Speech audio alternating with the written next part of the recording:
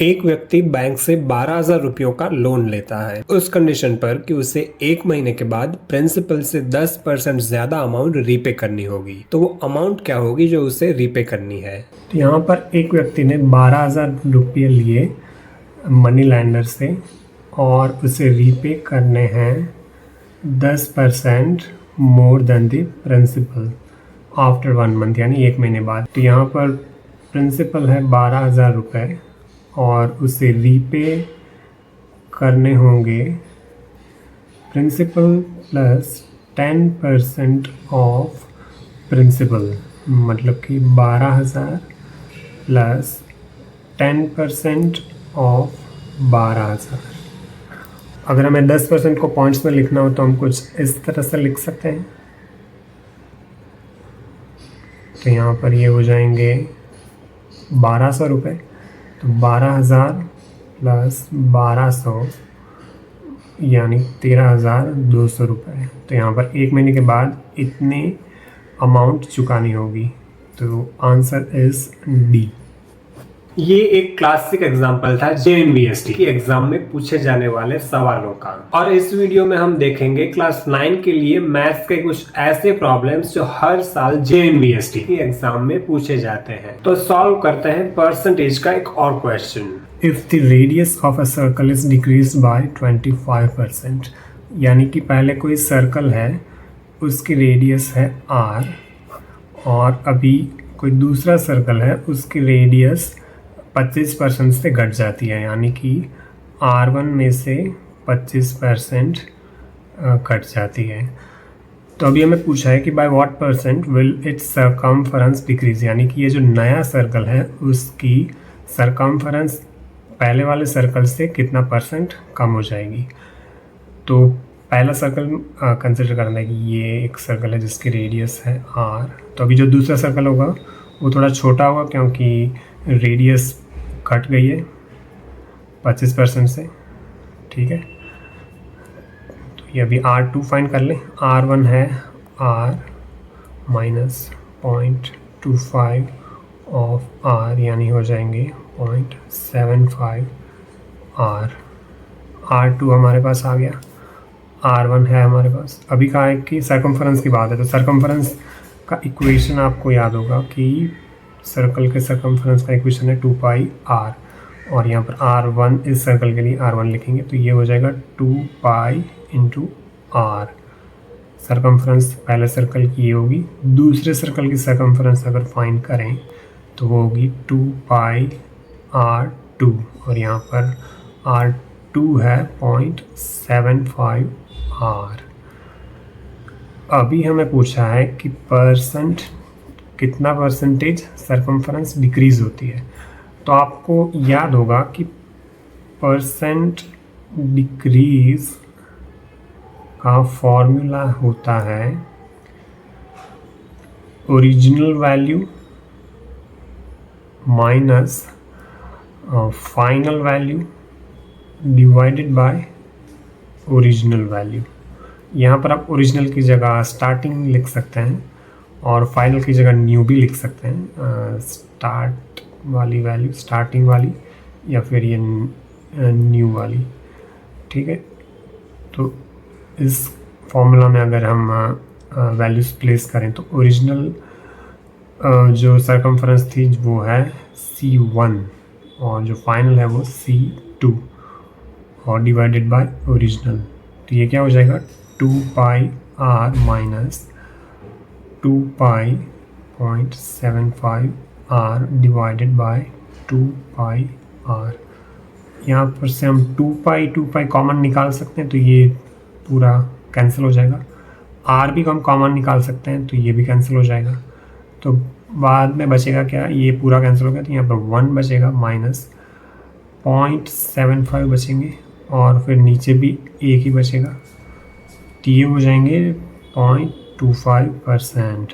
लेकिन यहाँ पर परसेंटेज डिक्रीज है, हमें एक्चुअली यहाँ पर 100 से मल्टीप्लाई करना पड़ता है क्योंकि हमें परसेंटेज निकालना है।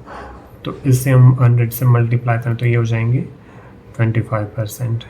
यानी अगर रेडियस 25% कम होगी तो उसकी सरकमफरेंस भी 25% से कम होगी। तो इसका आंसर होगा ए। अगर आपको ये इजी लगा तो आप बाकी स्टूडेंट से ऑलरेडी एक कदम आगे हो, लेकिन अगर यही परसेंटेज किसी का प्रॉफिट एंड लॉस डिसाइड करे तो क्या होगा।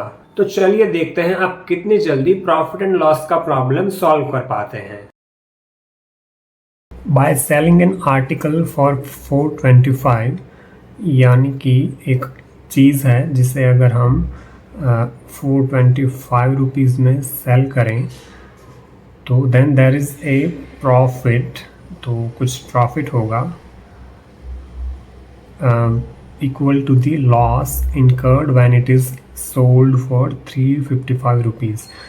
यानी कि जब हमने 425 रुपीज़ में सेल किया तो हमें कुछ जो भी प्रॉफिट हुआ कंसिडर करते हैं कि एक्स रुपीज़ का प्रॉफिट हुआ, और जब हम इसी आइटम को 355 रुपीज़ में बेचते हैं तो हमें जो लॉस होता है वो भी एक्स रुपीज़ का ही होता है।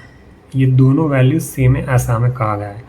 तो हमें फाइंड करना है कॉस्ट प्राइस, यानी कि हमने ये आर्टिकल कितने रुपए में ख़रीदा था, यानी कि हमें फाइंड करनी है कॉस्ट प्राइस क्या होगी।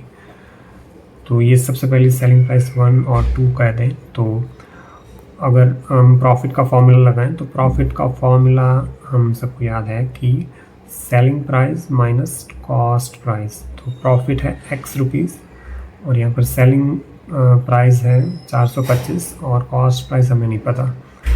और लॉस का अगर फॉर्मूला हम याद करें तो वो होगा cost price minus selling price. तो यहाँ पर लॉस हो गया एक्स रुपीज़ जो हमें कहा गया है, और फिर कॉस्ट प्राइस हमें नहीं पता जो फाइंड करनी है, और सेलिंग प्राइस हो गई 355 रुपीज़। अभी हमें ये दोनों फॉर्मूला में x की वैल्यूज़ कुछ दिख रही है। हमें x के इज इक्वल में जो कुछ भी मिल रहा है अगर हम इन दोनों को बराबरी में रख दें तो हो जाएगा 425 minus cost price is equal to cost price minus 355। अब अगर हम दोनों तरफ से CP, अगर हमें ये CP को यहाँ ले जाना हो तो हम क्या कहेंगे 425, सबसे पहले इसको यहाँ लाते हैं तो 425 प्लस 355, क्योंकि ये माइनस है तो यहाँ आएगा तो ये प्लस हो जाएगा, और ये CP माइनस है तो ये यहाँ जाएगा तो ये भी प्लस हो जाएगा, ये CP प्लस CP। और ये एडिशन क्या होगा 425 प्लस 355, तो ये हो जाएगा 5 रुपये 10 और 1 5 2 7 8 और ये 780, तो ये 780 is equal to 2 times of cost price. तो हमें यहाँ से कॉस्ट प्राइस मिल गई। अभी इसको 2 से डिवाइड करना होगा तो 780 डिवाइडेड बाई 2, तो 2 3 6 1 8 9 8 0 390, तो कॉस्ट प्राइस आ जाएगी 390 रुपीज़। और हमें ऑप्शन में दिख रही है कि यहाँ पर है 390 रुपीज़ जो हमें कॉस्ट प्राइस मिल गई है। लेकिन अभी अगर हमें इसको क्रॉस चेक करना हो तो क्या करेंगे, हम इस वैल्यू को इन दोनों इक्वेशन में अगर पुट करें तो फिर हमें ये प्रॉफिट और लॉस इक्वल आना चाहिए। तो सबसे पहले इसमें पुट करें तो हमें x is equal to 425 minus cost price जो 390 है, तो ये आ जाएंगी अराउंड 35 रुपीज़, यानी कि ये प्रॉफिट हो गया जो हमें 35 रुपये का होगा अगर हमने 425 रुपये में बेची। अभी कॉस्ट प्राइस को इसमें पुट करते हैं तो ये हो जाएगा 390 माइनस 355, तो ये भी 35 ही होगा। हाँ, लॉस भी 35, प्रॉफिट भी 35 अगर सेलिंग प्राइस हम ये दोनों रखें तो हाँ, ये आंसर सही है हमारा 390 rupees. Rakesh buys 20 chairs for 1000 rupees, मतलब कि राकेश ने 20 कुर्सियाँ खरीदी for 1000 rupees. After repairing them, he sells each chair at the rate of 500 rupees। यानी कि 20 चेयर इसने खरीदी, उसके बाद उसको उसने रिपेयर किया और फिर एक कुर्सी को 500 में बेच दिया, यानी कि सेलिंग प्राइस हो गई 500 रुपये। And makes a profit of 100 rupees पर शेयर, और उसने प्रॉफिट बनाया 100 रुपयों का पर शेयर।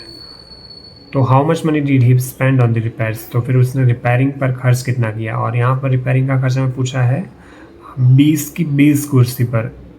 एक कुर्सी का रिपेयरिंग कॉस्ट नहीं, लेकिन सभी कुर्सियों का मिलाकर रिपेयरिंग कॉस्ट क्या होगा। तो यहाँ पर हम अगर प्रॉफिट का फॉर्मूला याद करें तो प्रॉफिट का फॉर्मूला है selling price minus cost price. लेकिन कॉस्ट प्राइस ये फॉर्मूला हम कब लगाएंगे, जब हमारे पास रिपेयरिंग कॉस्ट मतलब कि एक्स्ट्रा कोई कॉस्ट ना हो कॉस्ट प्राइस के अलावा, तब हम इस फॉर्मूला को यूज़ करेंगे। लेकिन यहाँ पर हमने देखा कि राकेश ने कुछ रिपेयरिंग भी करवाया, तो यहाँ पर हमें प्रॉफिट का फॉर्मूला क्या लिखना होगा, profit is equal to selling price minus effective cost price. तो ये फॉर्मूला काम नहीं करेगा। और यहाँ पर प्रॉफिट एक कुर्सी पर 100 रुपये का होता है जब हम 500 रुपये में वो कुर्सी बेचते हैं। अभी इफ़ेक्टिव कॉस्ट प्राइस क्या होती है, तो कॉस्ट प्राइस प्लस रिपेयरिंग या फिर कोई भी एक्स्ट्रा कॉस्ट। तो यहाँ पर कॉस्ट प्राइस है 50 रुपये, हमने कॉस्ट प्राइस 20 शेयर अगर हमें 1000 रुपये में हमने खरीदी, तो हमें एक शेयर के लिए कितने रुपए लगे होंगे, 1000/20, 50 रुपये। 50 रुपये में हमें एक कुर्सी मिली। तो यहाँ पर cost price 50 plus extra cost जो हमें नहीं पता, तो हम इसको एक्स्ट्रा कॉस्ट कुछ इस तरह से लिख दें तो चलेगा। अभी इस चीज़ को हम यहाँ पुट कर दें, तो 500 माइनस 50 प्लस एक्स्ट्रा कॉस्ट, यानी कि इसको हम रिपेयरिंग कॉस्ट भी कह सकते हैं।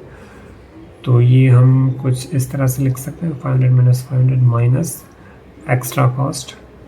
जो एक्स्ट्रा कॉस्ट यानी कि रिपेयरिंग कॉस्ट अब हो जाएगी 500 माइनस 50 माइनस 100, तो 350 रुपीज़ एक्स्ट्रा कॉस्ट यानी रिपेयरिंग कॉस्ट। एक चेयर के पीछे रिपेयरिंग का खर्च होता है 350 रुपये, और यहाँ पर पूछा है कि 20 चेयर को रिपेयर करने का खर्च कितना होगा, तो हमें इसको सिंपली 20 से मल्टीप्लाई करना होगा। तो क्या आ जाएगा, 7000 रुपये।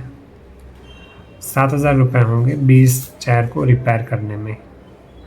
अब तक हमने 2 टॉपिक्स देखे, परसेंटेज और प्रॉफिट एंड लॉस। अब अगर इन दोनों को मिला दें तो हमारा अगला टॉपिक बन जाएगा। चलिए उसे भी समझ लेते हैं। Manu buys a pressure cooker at 9/10 of the marked selling price।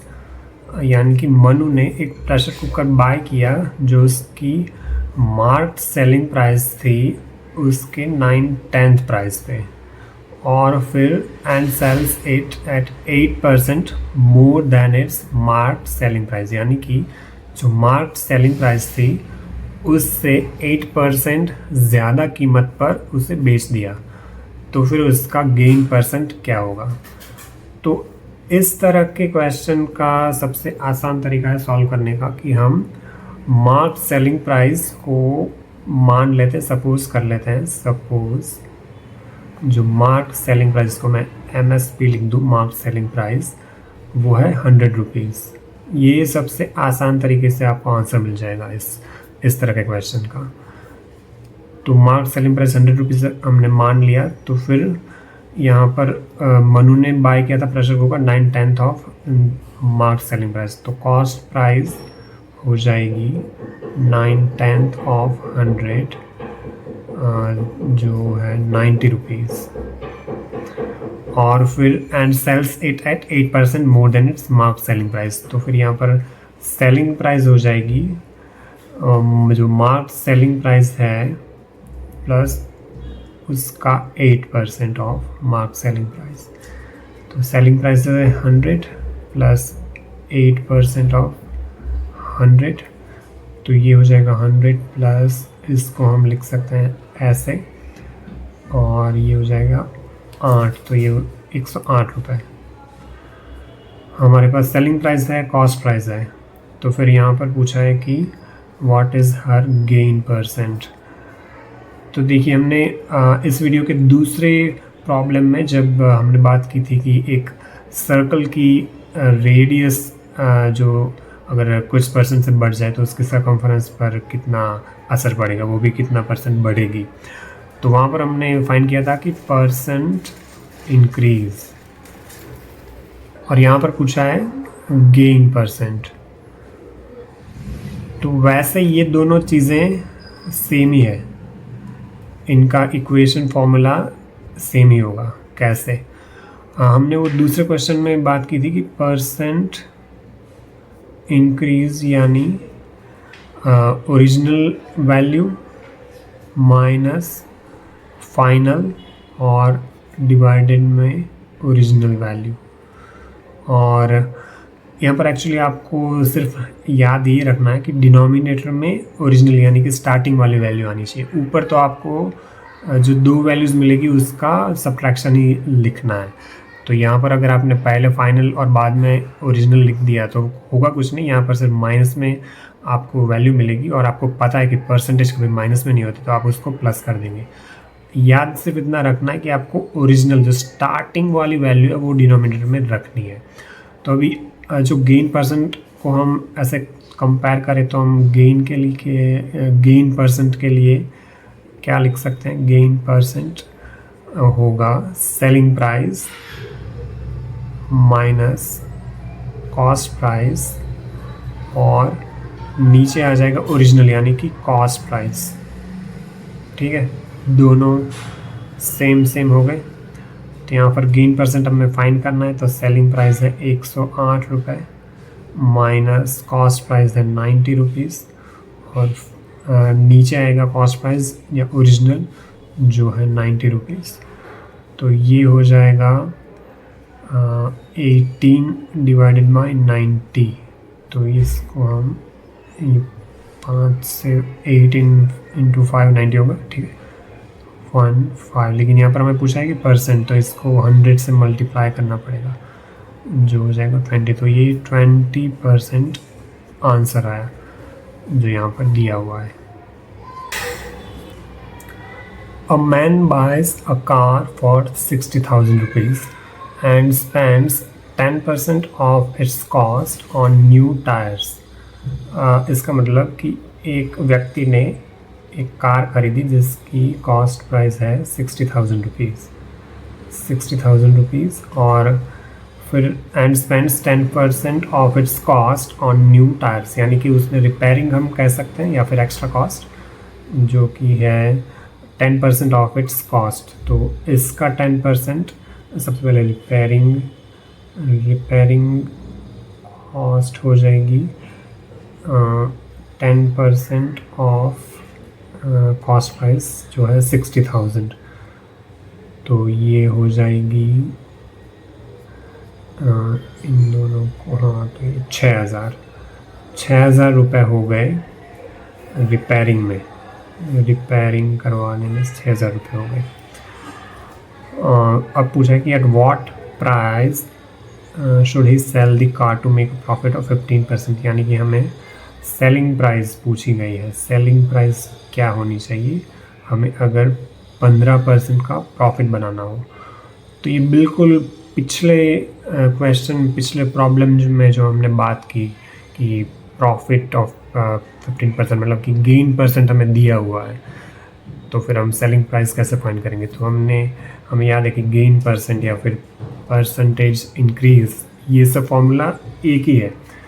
तो यहाँ पर हमें दिया हुआ है गेन परसेंट या फिर प्रॉफिट परसेंट भी कह सकते हैं, वो है गेन परसेंट। एक्चुअली इसका फॉर्मूला याद कर लें, गेन परसेंट होगा सेलिंग प्राइस माइनस, यहाँ पर हम कॉस्ट प्राइस नहीं लिख पाएंगे क्योंकि हमने रिपेयरिंग भी थोड़ा बहुत करवाया है, तो हमें यहाँ पर लिखना पड़ेगा कि इफ़ेक्टिव कॉस्ट प्राइस, और नीचे ओरिजिनल वैल्यू आएगी जो होगी इफ़ेक्टिव कॉस्ट प्राइस। हमें यहाँ पर गेन परसेंट दिया हुआ है जो है 15%, सेलिंग प्राइस वही तो फाइंड करनी है, और यहाँ पर इफ़ेक्टिव कॉस्ट प्राइस क्या होगी? इफ़ेक्टिव कॉस्ट प्राइस मतलब कि हमने कार जितने में ख़रीदी और उसके ऊपर कोई अगर एक्स्ट्रा कॉस्ट हुई तो वो दोनों वो सबको मिलाकर जो हमें कॉस्ट आएगी वो होगी इफ़ेक्टिव कॉस्ट प्राइस। तो ये एक्चुअली होगी 60,000 प्लस ये रिपेयरिंग की कॉस्ट, तो ये हो जाएंगे 66,000 रुपीज़। तो यहाँ उसे यहाँ प्लेस कर दें हम, cost price minus effective cost price divided by original, फिर से इफेक्टिव कॉस्ट प्राइस। तो अभी हम 15% को 0.15 की तरह लिख सकते हैं, सेलिंग प्राइस माइनस 66,000 बाय 66,000। अभी ये यहाँ हम बेच सकते हैं, तो ये 66,000 into 0.15 minus selling price minus 66,000, ये यहाँ आ जाएगा तो ये पॉजिटिव हो जाएगा।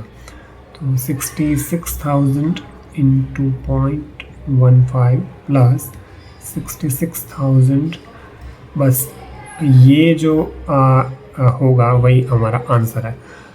तो यहाँ से अगर हम 66,000 को कॉमन निकालें तो ये हो जाएगा 1.15 प्लस 1, और ये हम लिख सकते हैं 66,000 इंटू 1.15। अगर इसको हम थोड़ा और सिंप्लीफाई करें तो 66,000 इंटू 115 बाय 100, तो ये 2 ज़ीरो जाएंगे। अब सिर्फ हमें करना है 660 इंटू 115, जो हमें मिलेगी selling price.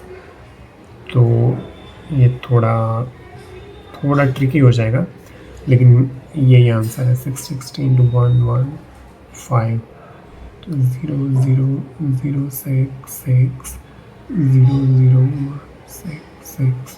0.503 wait 0.035 009 6612 plus 315 1 75,900 75,900 rupees should be the selling price to make a profit of 15% after selling this car which we bought at around 60,000 rupees।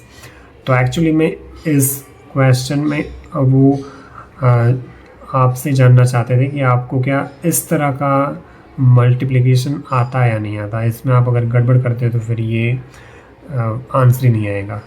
और जो ये गेन परसेंट या फिर परसेंटेज इंक्रीज़, जो ये फॉर्मूला है जो हम परसेंटेज इंक्रीज़ के लिए लिखते हैं कि original minus final divided by original, ये फॉर्मूला बड़ा काम का है। ये फॉर्मूला आपको काफ़ी मतलब कि कई सारे क्वेश्चंस होंगे जिसमें सिर्फ ये फॉर्मूला आप लगाओगे तो पूरा आंसर आ जाएगा। तो ये एक बहुत ही इम्पॉर्टेंट फॉर्मूला है जो आपको याद रखना, और ये बहुत सिंपल है। नीचे ओरिजिनल वैल्यू आनी चाहिए, बस उतना ही आपको ध्यान रखना है।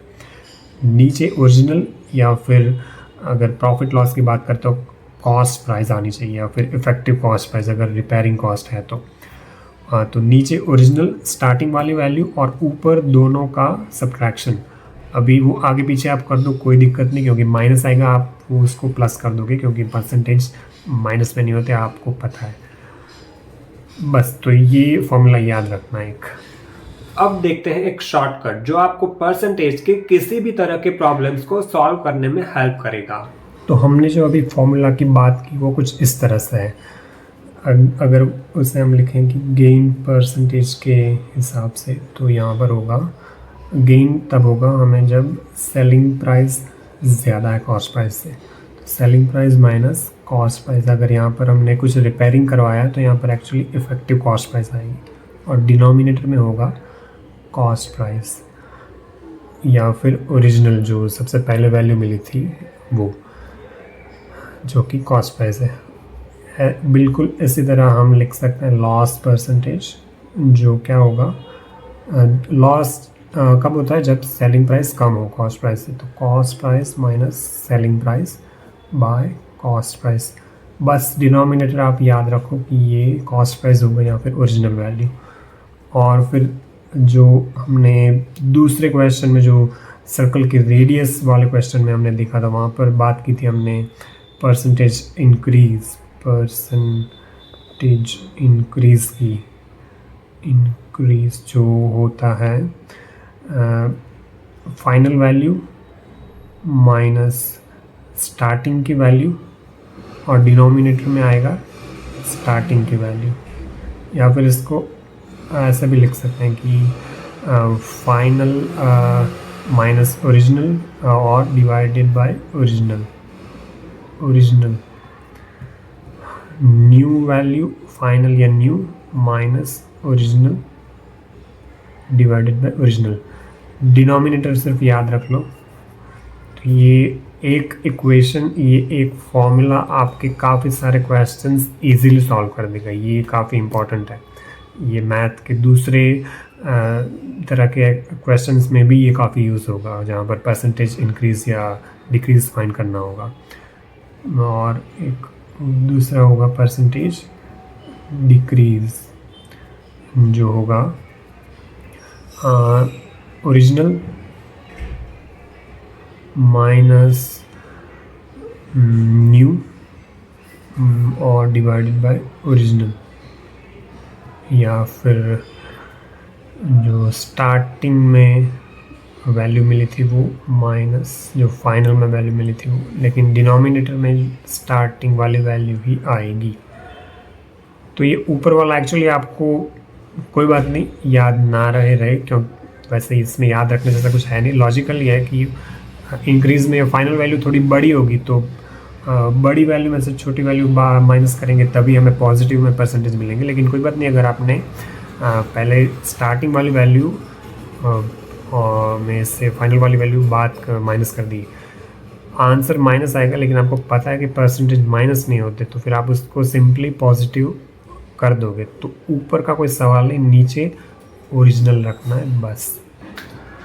तो अभी आपने profit and loss with percentage के प्रॉब्लम्स को आसानी से सॉल्व कर दिया। तो अब हम अपना डिफिकल्टी लेवल थोड़ा सा बढ़ाते हैं। सबसे पहले फॉर्मूलाज की बात कर लेते हैं। फॉर्मूलाज, सिंपल इंटरेस्ट का फॉर्मूला होगा P into R into T by 100, जहाँ पर P for principal, R for rate of interest और T फॉर टाइम। और सिंपल इंटरेस्ट के लिए अमाउंट का फॉर्मूला होगा प्रिंसिपल प्लस सिंपल इंटरेस्ट। और अगर इसे थोड़ा सिंप्लीफाई करें तो P प्लस सिंपल इंटरेस्ट होता है PRT बाय 100, तो अमाउंट आ जाएगा 1 plus R into T by 100। तो सिंपल इंटरेस्ट के लिए ये फॉर्मूला, और ये या तो फिर ये, आपको जो भी याद रहे, इन दोनों में से दोनों सेम ही है। और अब कंपाउंड इंटरेस्ट की बात करें तो कंपाउंड इंटरेस्ट का फॉर्मूला है P और फिर स्क्वायर ब्रैकेट में 1 plus R by 100 raise to T minus 1। और कंपाउंड इंटरेस्ट के लिए अमाउंट का फॉर्मूला है P और ब्रैकेट में 1 plus R by 100 raise to T। तो ये 4 फॉर्मूलाज है इस पूरे टॉपिक के लिए। अगर ये 4 फॉर्मूला आपको याद है तो ये हो जाएगा। सिंपल इंटरेस्ट वैसे आसान है याद रखना, लेकिन कंपाउंड इंटरेस्ट में आप थोड़ा ध्यान रखिएगा, क्योंकि ये कंपाउंड इंटरेस्ट की जगह अगर अमाउंट का फॉर्मूला यूज़ कर लिया तो आंसर गलत आ जाएगा। A sum of money is invested for 2 years at a certain rate, यानी कि कोई अमाउंट प्रिंसिपल P को इन्वेस्ट किया गया है for T is equal to 2 years और एट अ सर्टेन रेट, यानी कि R की रेट से। अब इफ द सेम सम, यानी कि इस केस में प्रिंसिपल जो P था, अभी नए केस में भी प्रिंसिपल P ही रहेगा। If the same sum were invested at 3% higher rate, यानी कि अब लेकिन एक चेंज हो जाएगा और वो है रेट ऑफ इंटरेस्ट है वो 3% से बढ़ जाएगा, यानी कि ये R1 कह दें और इससे अभी R2 कहें तो वो R1 से 3% ज़्यादा होगा, तो इट वुड यील्ड 450 रुपीज़ मोर। तो अगर 3% ज़्यादा हम इंटरेस्ट रेट पर इन्वेस्ट करें और टाइम यहाँ पर 2 साल, दोनों केस में 2 साल का टाइम और अमाउंट, प्रिंसिपल अमाउंट भी सेम रहेगा, सिर्फ रेट ऑफ इंटरेस्ट 3% से बढ़ जाता है, तो फिर हमें इंटरेस्ट जो है वो 450 रुपये इस केस से ज़्यादा मिलता है। तो हमें फाइंड द सम इन्वेस्टेड, यानी कि हमें प्रिंसिपल P फाइंड करना है। तो सबसे पहले केस के लिए यहाँ पर सबसे पहले ये देख लीजिए कि यहाँ पर कहीं पर कंपाउंड इंटरेस्ट वर्ड यूज़ नहीं किया है, तो हमें सिंपल इंटरेस्ट ही कंसिडर करना होगा। तो इस केस के लिए सिंपल इंटरेस्ट होगा PRT/100 और यहाँ पर प्रिंसिपल अमाउंट दोनों की जगह सेम है, R की जगह R1 लिख देते हैं, T है 2 साल और डिवाइडेड बाय 100, ये सिंपल इंटरेस्ट पहले केस के लिए। अब इस केस के लिए सिंपल इंटरेस्ट हो जाएगा P into R into T/100, यानी कि P सेम रहेगा, R बढ़ जाएगा R1 प्लस 3, T भी सेम रहेगा 2 साल और 100 और सिंपल इंटरेस्ट 2। अब हमें यहाँ पर क्या कहा गया था कि इट वुड यील्ड 450 रुपीज़ मोर, यानी कि जो सिंपल इंटरेस्ट दूसरे केस में मिलेगा वो सिंपल जो पहले केस के इंटरेस्ट से 450 रुपये ज़्यादा होगा। तो हमें ये एक इक्वेशन और मिल गया। तो अब हम अगर सिंपल इंटरेस्ट 2 की जगह ये इक्वेशन पुट करें तो क्या होगा, simple interest 1 plus 450 is equal to P into R/3 into 2/100, और अभी सिंपल इंटरेस्ट 1 की वैल्यू हमें पता है ये होगी, तो इसके लिए हम लिख देते हैं कि PR1 into 2/100 plus 450 is equal to PR plus 3 into 2/100। अब अगर इस टर्म को हम इक्वेशन के इस साइड ले जाएं तो 450 इज इक्वल टू, इसे हम इस तरह से लिख सकते हैं 2PR plus 3/100 minus 2PR, actually यहाँ पर R1 आएगा, R1/100। इसे थोड़ा सिंप्लीफाई कर दें तो 2PR1 plus 6P, right, minus, अभी देखिए यहाँ पर डिनोमिनेटर सेम है तो हम ऊपर के न्यूमरेटर को सीधी तरह से हम माइनस कर सकते हैं, तो यहाँ पर 2PR1 हो जाएगा और यहाँ पर नीचे 100। हाँ, तो अब ये दोनों टर्म एक दूसरे को कैंसिल कर देंगे, ये और ये, तो हमारे पास बचा क्या, 450 इज इक्वल टू 6P/100 बस। तो हमारे पास प्रिंसिपल अमाउंट आ जाएगा, तो P is equal to 450 into 100/6, तो ये होगा, इसका हाफ होगा 3, इसका हाफ 50। 450 को 3 से डिवाइड करें तो 450/3 11535 हाँ 150, तो यहाँ पर ये 150 हो जाएगा और 150 इंटू 150 तो हो जाएगा प्रिंसिपल, ये होगा 150 इंटू 50, तो ये 0555251 राइट, तो आ गया 7500 रुपीज़। अगर हम 3% हायर रेट पर इन्वेस्ट करेंगे तो हमें 450 रुपये ज़्यादा इंटरेस्ट मिलेगा। ठीक है, तो ये आ गया answer A is the answer. तो हमने जो स्टार्टिंग में 4 फार्मूला देखे उसी में से हमने यूज़ किया और आंसर आ गया। अब एक कंपाउंड इंटरेस्ट का प्रॉब्लम देख लेते हैं। अ सम amounts to 16,900 in 2 years and 17,576 in 3 years at compound interest. Find the annual rate of interest. तो सबसे पहली बात की क्वेश्चन में कंपाउंड इंटरेस्ट वर्ड यूज़ किया है, तो हम यहाँ पर इसके फॉर्मूलाज यूज़ करेंगे। अब कहा यह गया है कि जो हमने प्रिंसिपल इन्वेस्ट किया था वो 16,900 हो जाएगा 2 साल में और 17,576 हो जाएगा 3 साल में। प्रिंसिपल सेम रहेगा, तो यहाँ पर रेट ऑफ इंटरेस्ट फाइंड करना है। तो सबसे पहले कंपाउंड इंटरेस्ट के लिए अमाउंट का फॉर्मूला है P इंटू 1 प्लस R/100⁻t। तो सबसे पहले केस के लिए अमाउंट हो जाती है 16,900 और प्रिंसिपल हमें पता नहीं है, 1 plus rate of interest find करना है और यहाँ पर है 2 साल। और दूसरे वाले केस के लिए इसमें अगर हम वैल्यूज पुट करें तो 17,576 is equal to P1 plus R/100⁻3। तो हम यहाँ पर एक काम कर सकते हैं कि ये इक्वेशन 1 और इसको इक्वेशन 2 कह दें। तो अगर हम इक्वेशन 2 को 1 से डिवाइड करें तो 17,576 by 16,900 is equal to P1 plus R/100⁻3 divided by P1 plus R/100⁻2।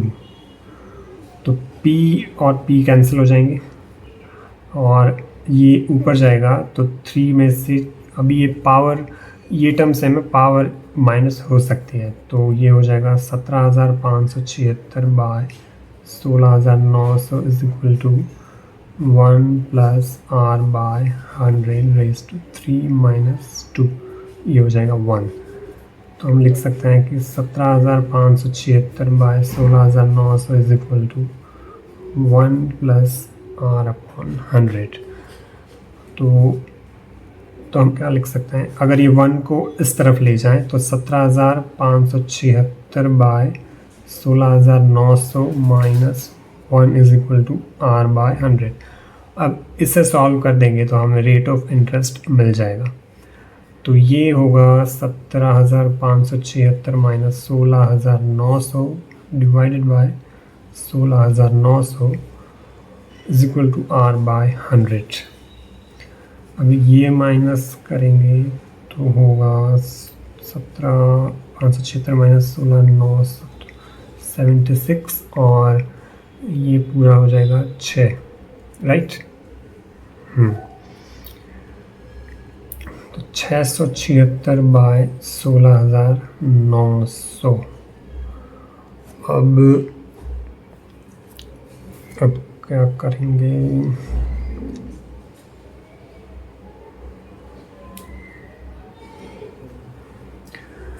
तो 100 को इस तरफ ले जा सकते हैं। 676 इंटू 00 16,900 और ये दोनों ज़ीरो जाएंगे। तो अब 169 इंटू कितने होंगे,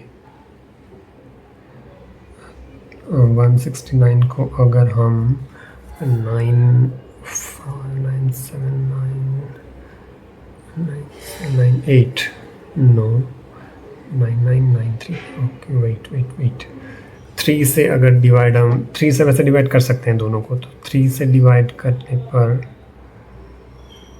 3 2 0 7 3 2 6 1 6 वेट 1 6 नो वी कांट, क्योंकि इसका इन तीनों का समेशन 19 है, तो हम 3 से डिवाइड नहीं कर सकते, राइट।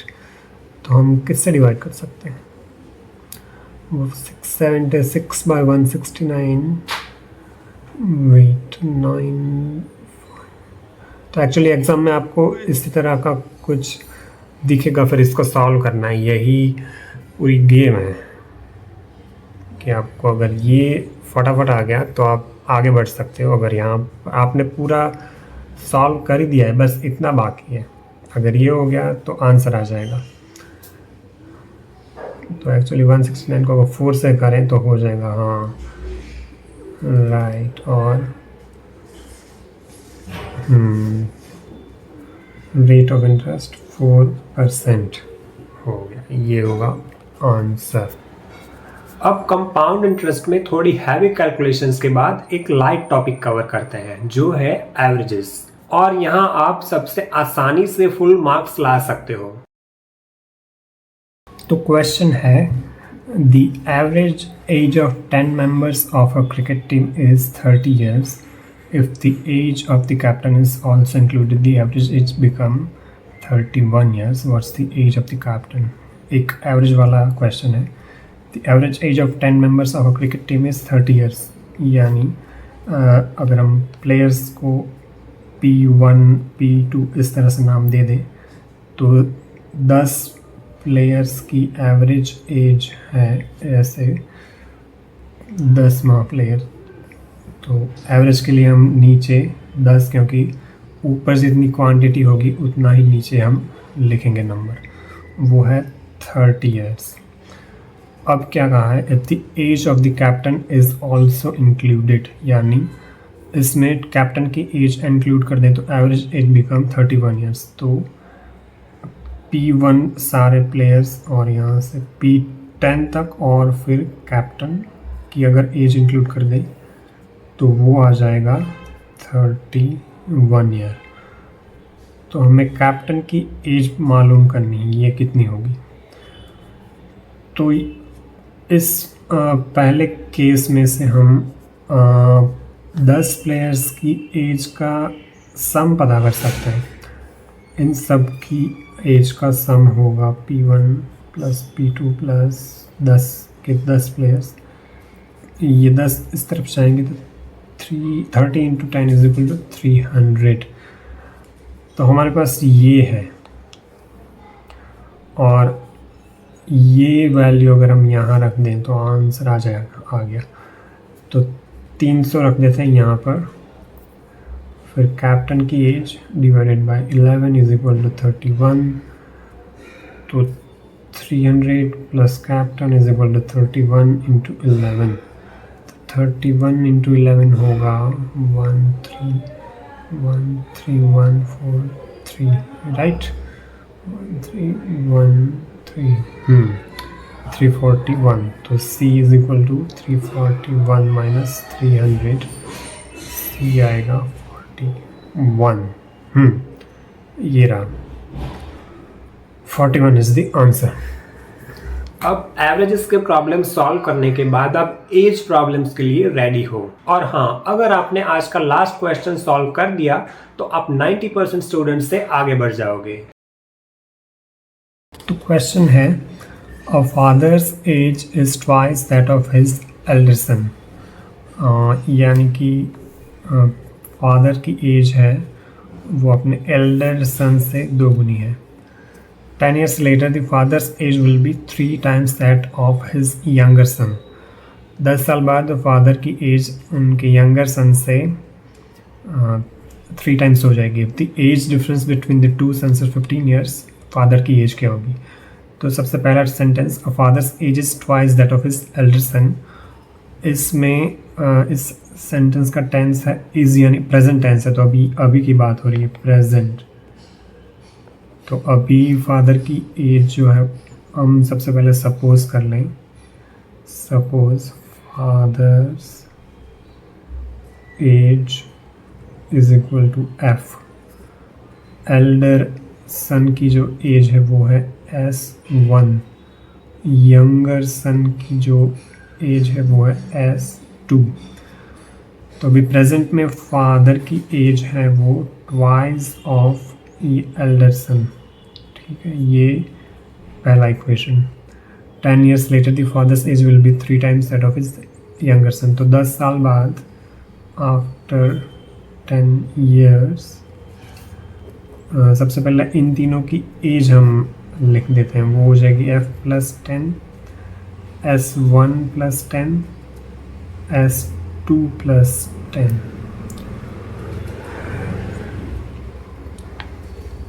और फादर की एज हो जाएगी 3 टाइम्स S2 प्लस 10। और अभी थर्ड सेंटेंस है कि the age difference between the two sons is 15 years. तो अभी फिर से प्रेजेंट की बात हो रही है, तो एज डिफरेंस दो सन की एज के बीच में वो है 15 साल। अभी यहाँ पर S1 माइनस S2 इसलिए क्योंकि S1 एल्डर सन की एज है, उसमें से यंगर सन की माइनस करेंगे तो 15 आएगा। ये है इक्वेशन 3। दूसरा इक्वेशन ये था। तो ये तीनों इक्वेशंस को यूज़ करके हमें फादर की एज मालूम करनी है। तो इसे थोड़ा सिंप्लीफाई करें। सबसे पहले f की जगह हम ये पहला इक्वेशन की वैल्यू लिख सकते हैं। तो 2s1 plus 10 is equal to 3s2 plus 30। तो ये हो जाएगा 2s1 is equal to 3s2 plus 20, क्योंकि ये 10 इस तरफ जाएगा तो माइनस हो गई, 20 हो जाएगा। अब हमारे पास तीसरा इक्वेशन है, वो है s1 minus s2 is equal to 15।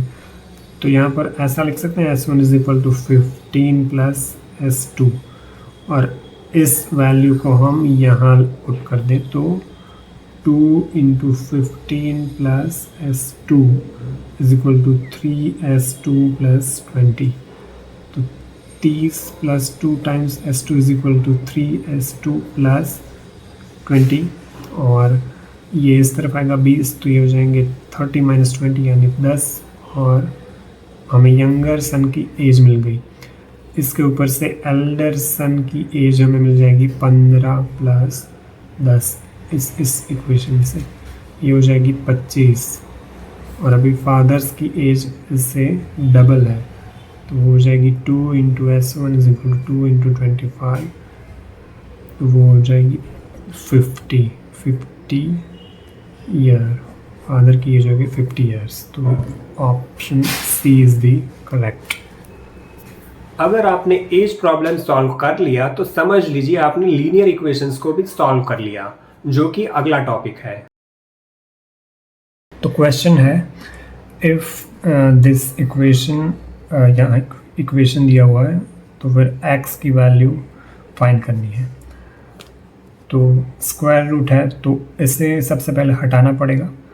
तो इसके लिए हम अगर इस इक्वल टू की साइन की दोनों तरफ हम स्क्वायर कर दें इस तरह से, 4x minus 9 plus 4x plus 9 is equal to 5 plus square root 7, इस दोनों तरफ स्क्वायर हम कर दें तो स्क्वायर रूट हट जाएंगे और x मिल जाएगा शायद।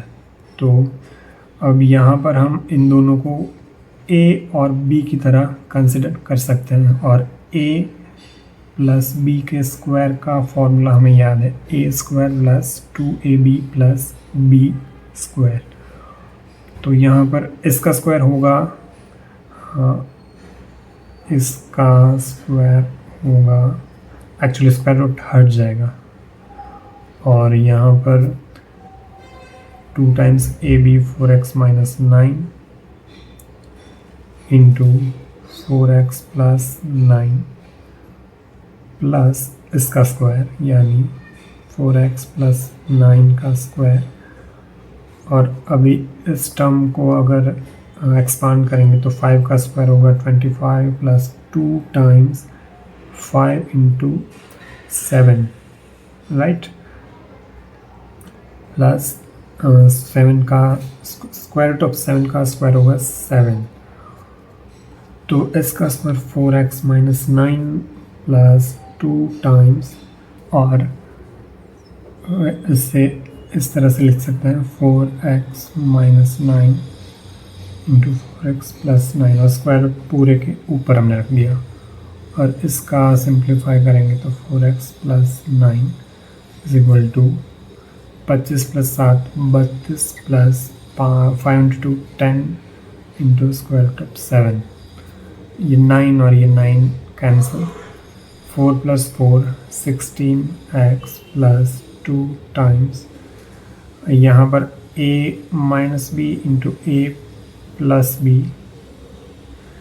तो a square minus b square हम लिख सकते हैं। तो 4x का स्क्वायर होगा 16x स्क्वायर माइनस 9 का स्क्वायर होगा 81 = 32 + 10 टू स्क्वायर रूट ऑफ 7। अभी इस इक्वेशन में से x को ढूंढना उतना आसान नहीं है, तो हम इसके लिए एक काम करेंगे कि ये 16x को इसके साथ कंपेयर करेंगे और इसको इसके साथ कर सकते हैं, लेकिन यहाँ से x की वैल्यू आसानी से मिल सकती है। 16x = 32, तो x = 2, no, wait, it would be 8x, yes, 8x, because 4 + 4, तो यहाँ 8 आ जाएगा, तो x = हो जाएगा 4।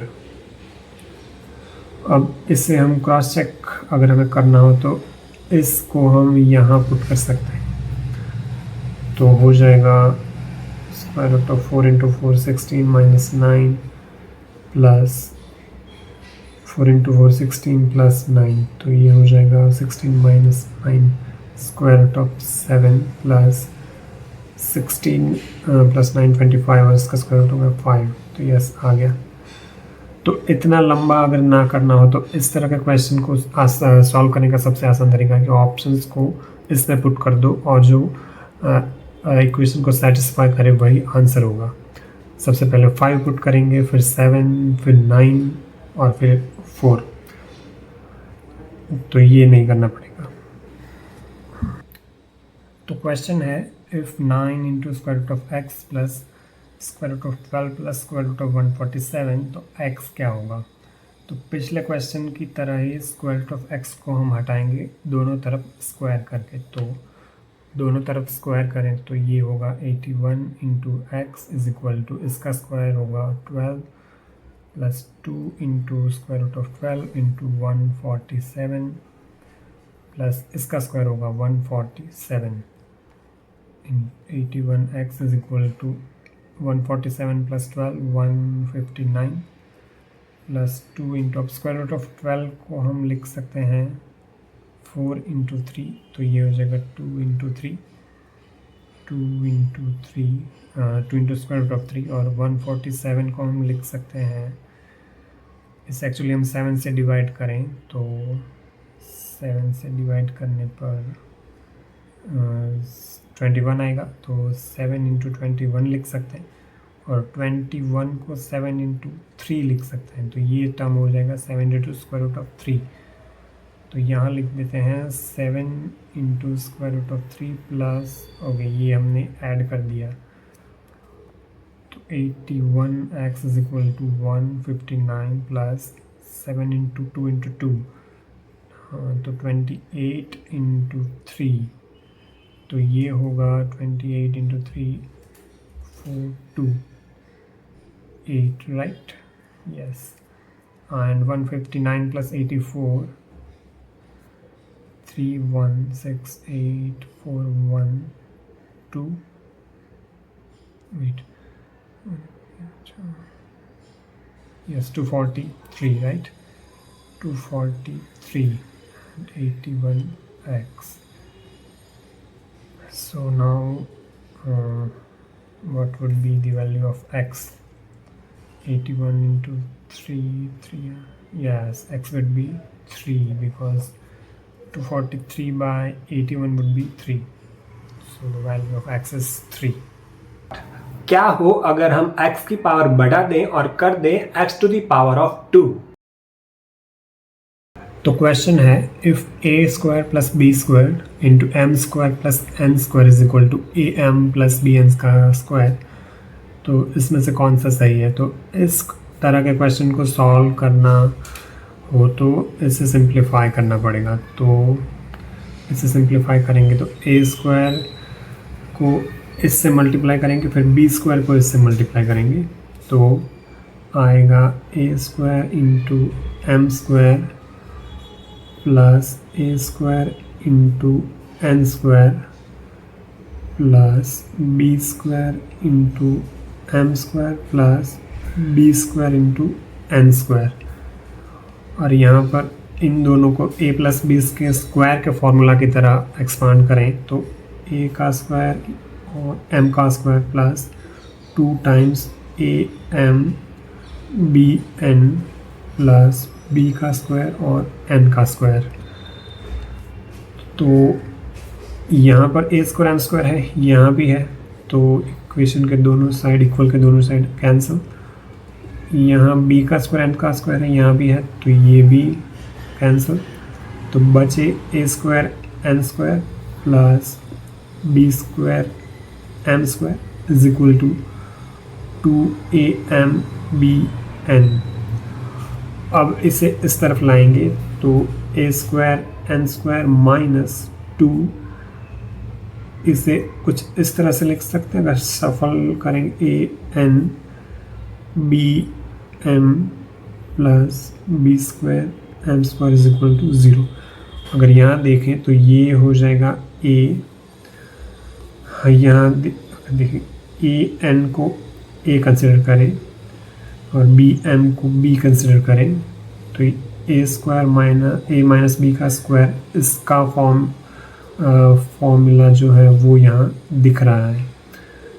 ए एन का square minus 2ab 2an a b bm plus bm का स्क्वायर, ये b है तो ये b, तो इसीलिए हम क्या लिख सकते हैं an माइनस bm का स्क्वायर, और दोनों तरफ स्क्वायर रूट करें और 0 का स्क्वायर रूट तो 0 ही रहेगा, तो an minus bm is equal to 0। तो इसलिए an is equal to bm, इसलिए a upon m is equal to b upon n।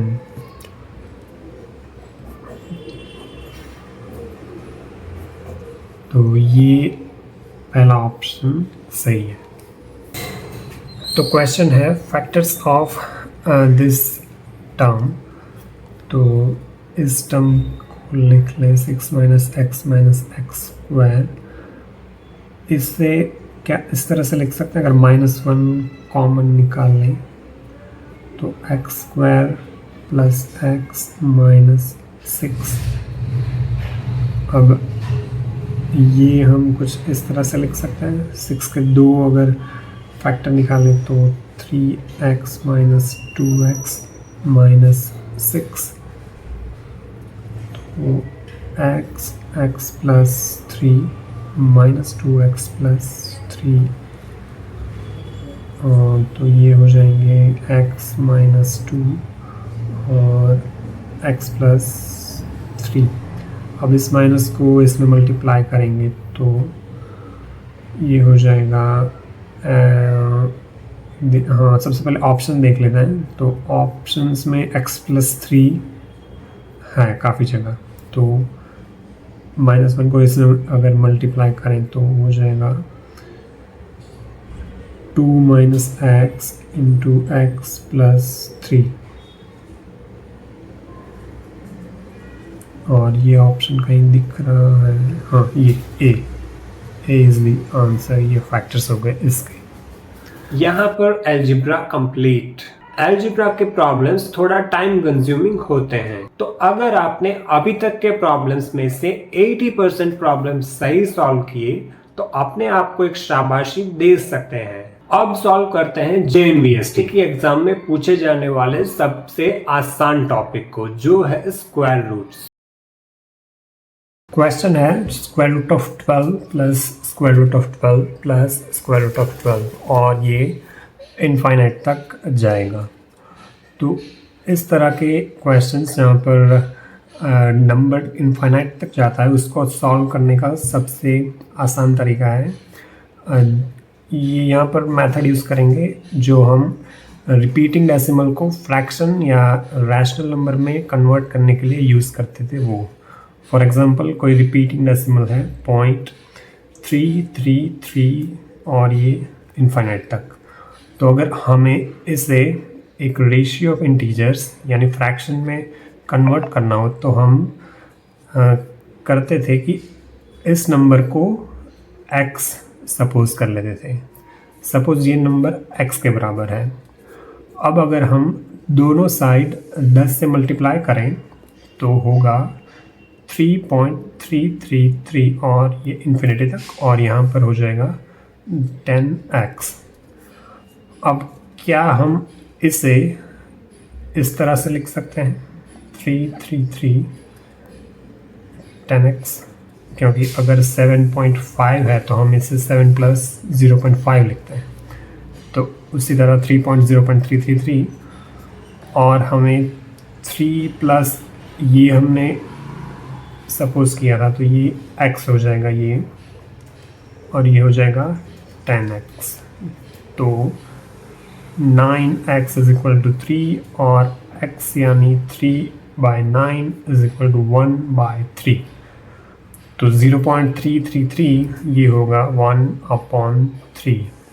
बिल्कुल उसी तरह इस नंबर को भी हम x कंसिडर करेंगे तो ये पूरा 12 + 12 + 12 प्लस और ये इनफाइनाइट तक इसको कर देंगे x।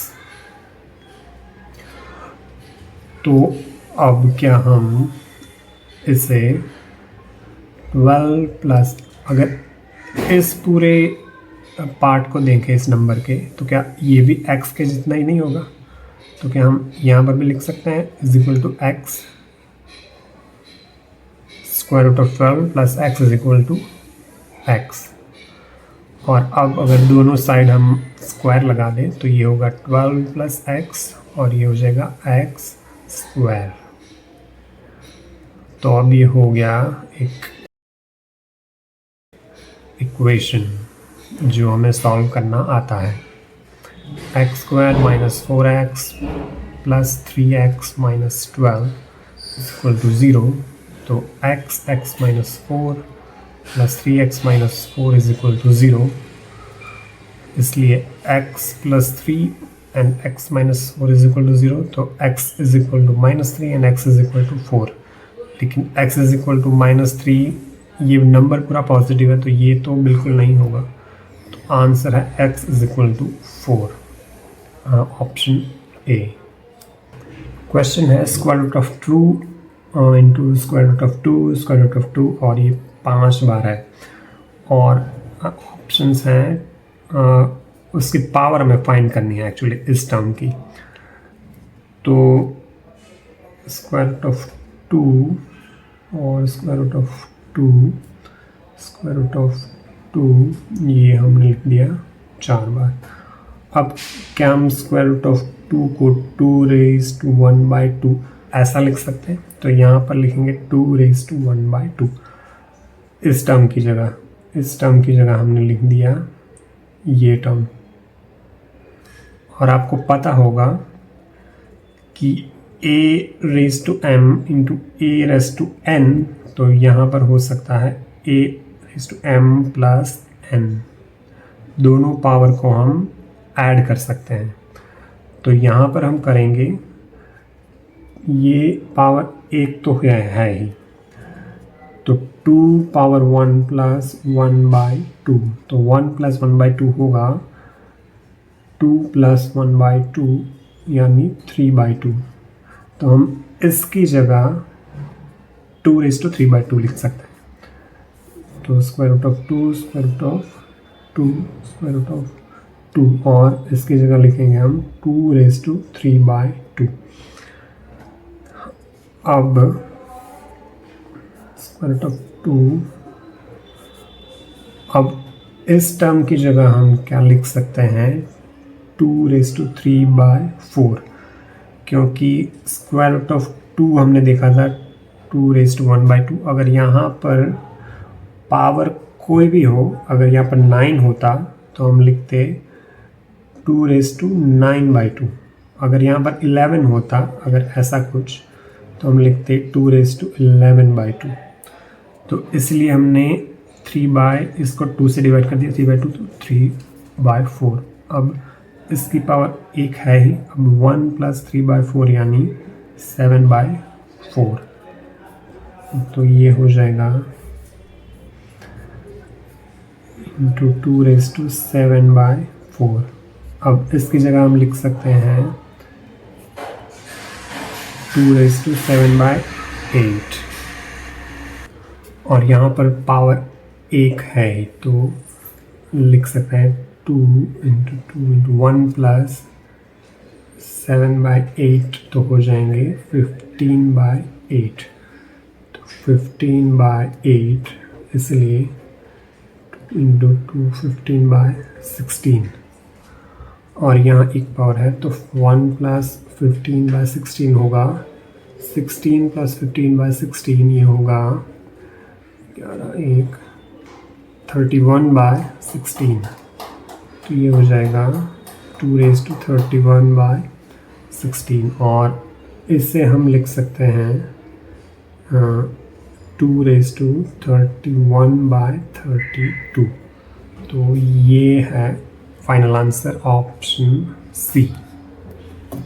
अब बात करते हैं एक ऐसे टॉपिक के बारे में जिसके एनवीएसटी एग्जाम में पूछे जाने के चांसेस 99% से भी ज्यादा है। हम बात कर रहे हैं वर्क एंड टाइम की। हमने इजी प्रॉब्लम से शुरू किया था, लेकिन इस वीडियो के एंड तक आप सबसे मुश्किल क्वेश्चंस को भी हैंडल करना सीख जाओगे। क्वेश्चन है A and B together can complete a work in 8 days. If A alone can complete the work in 12 days, in how many days can B alone complete the work?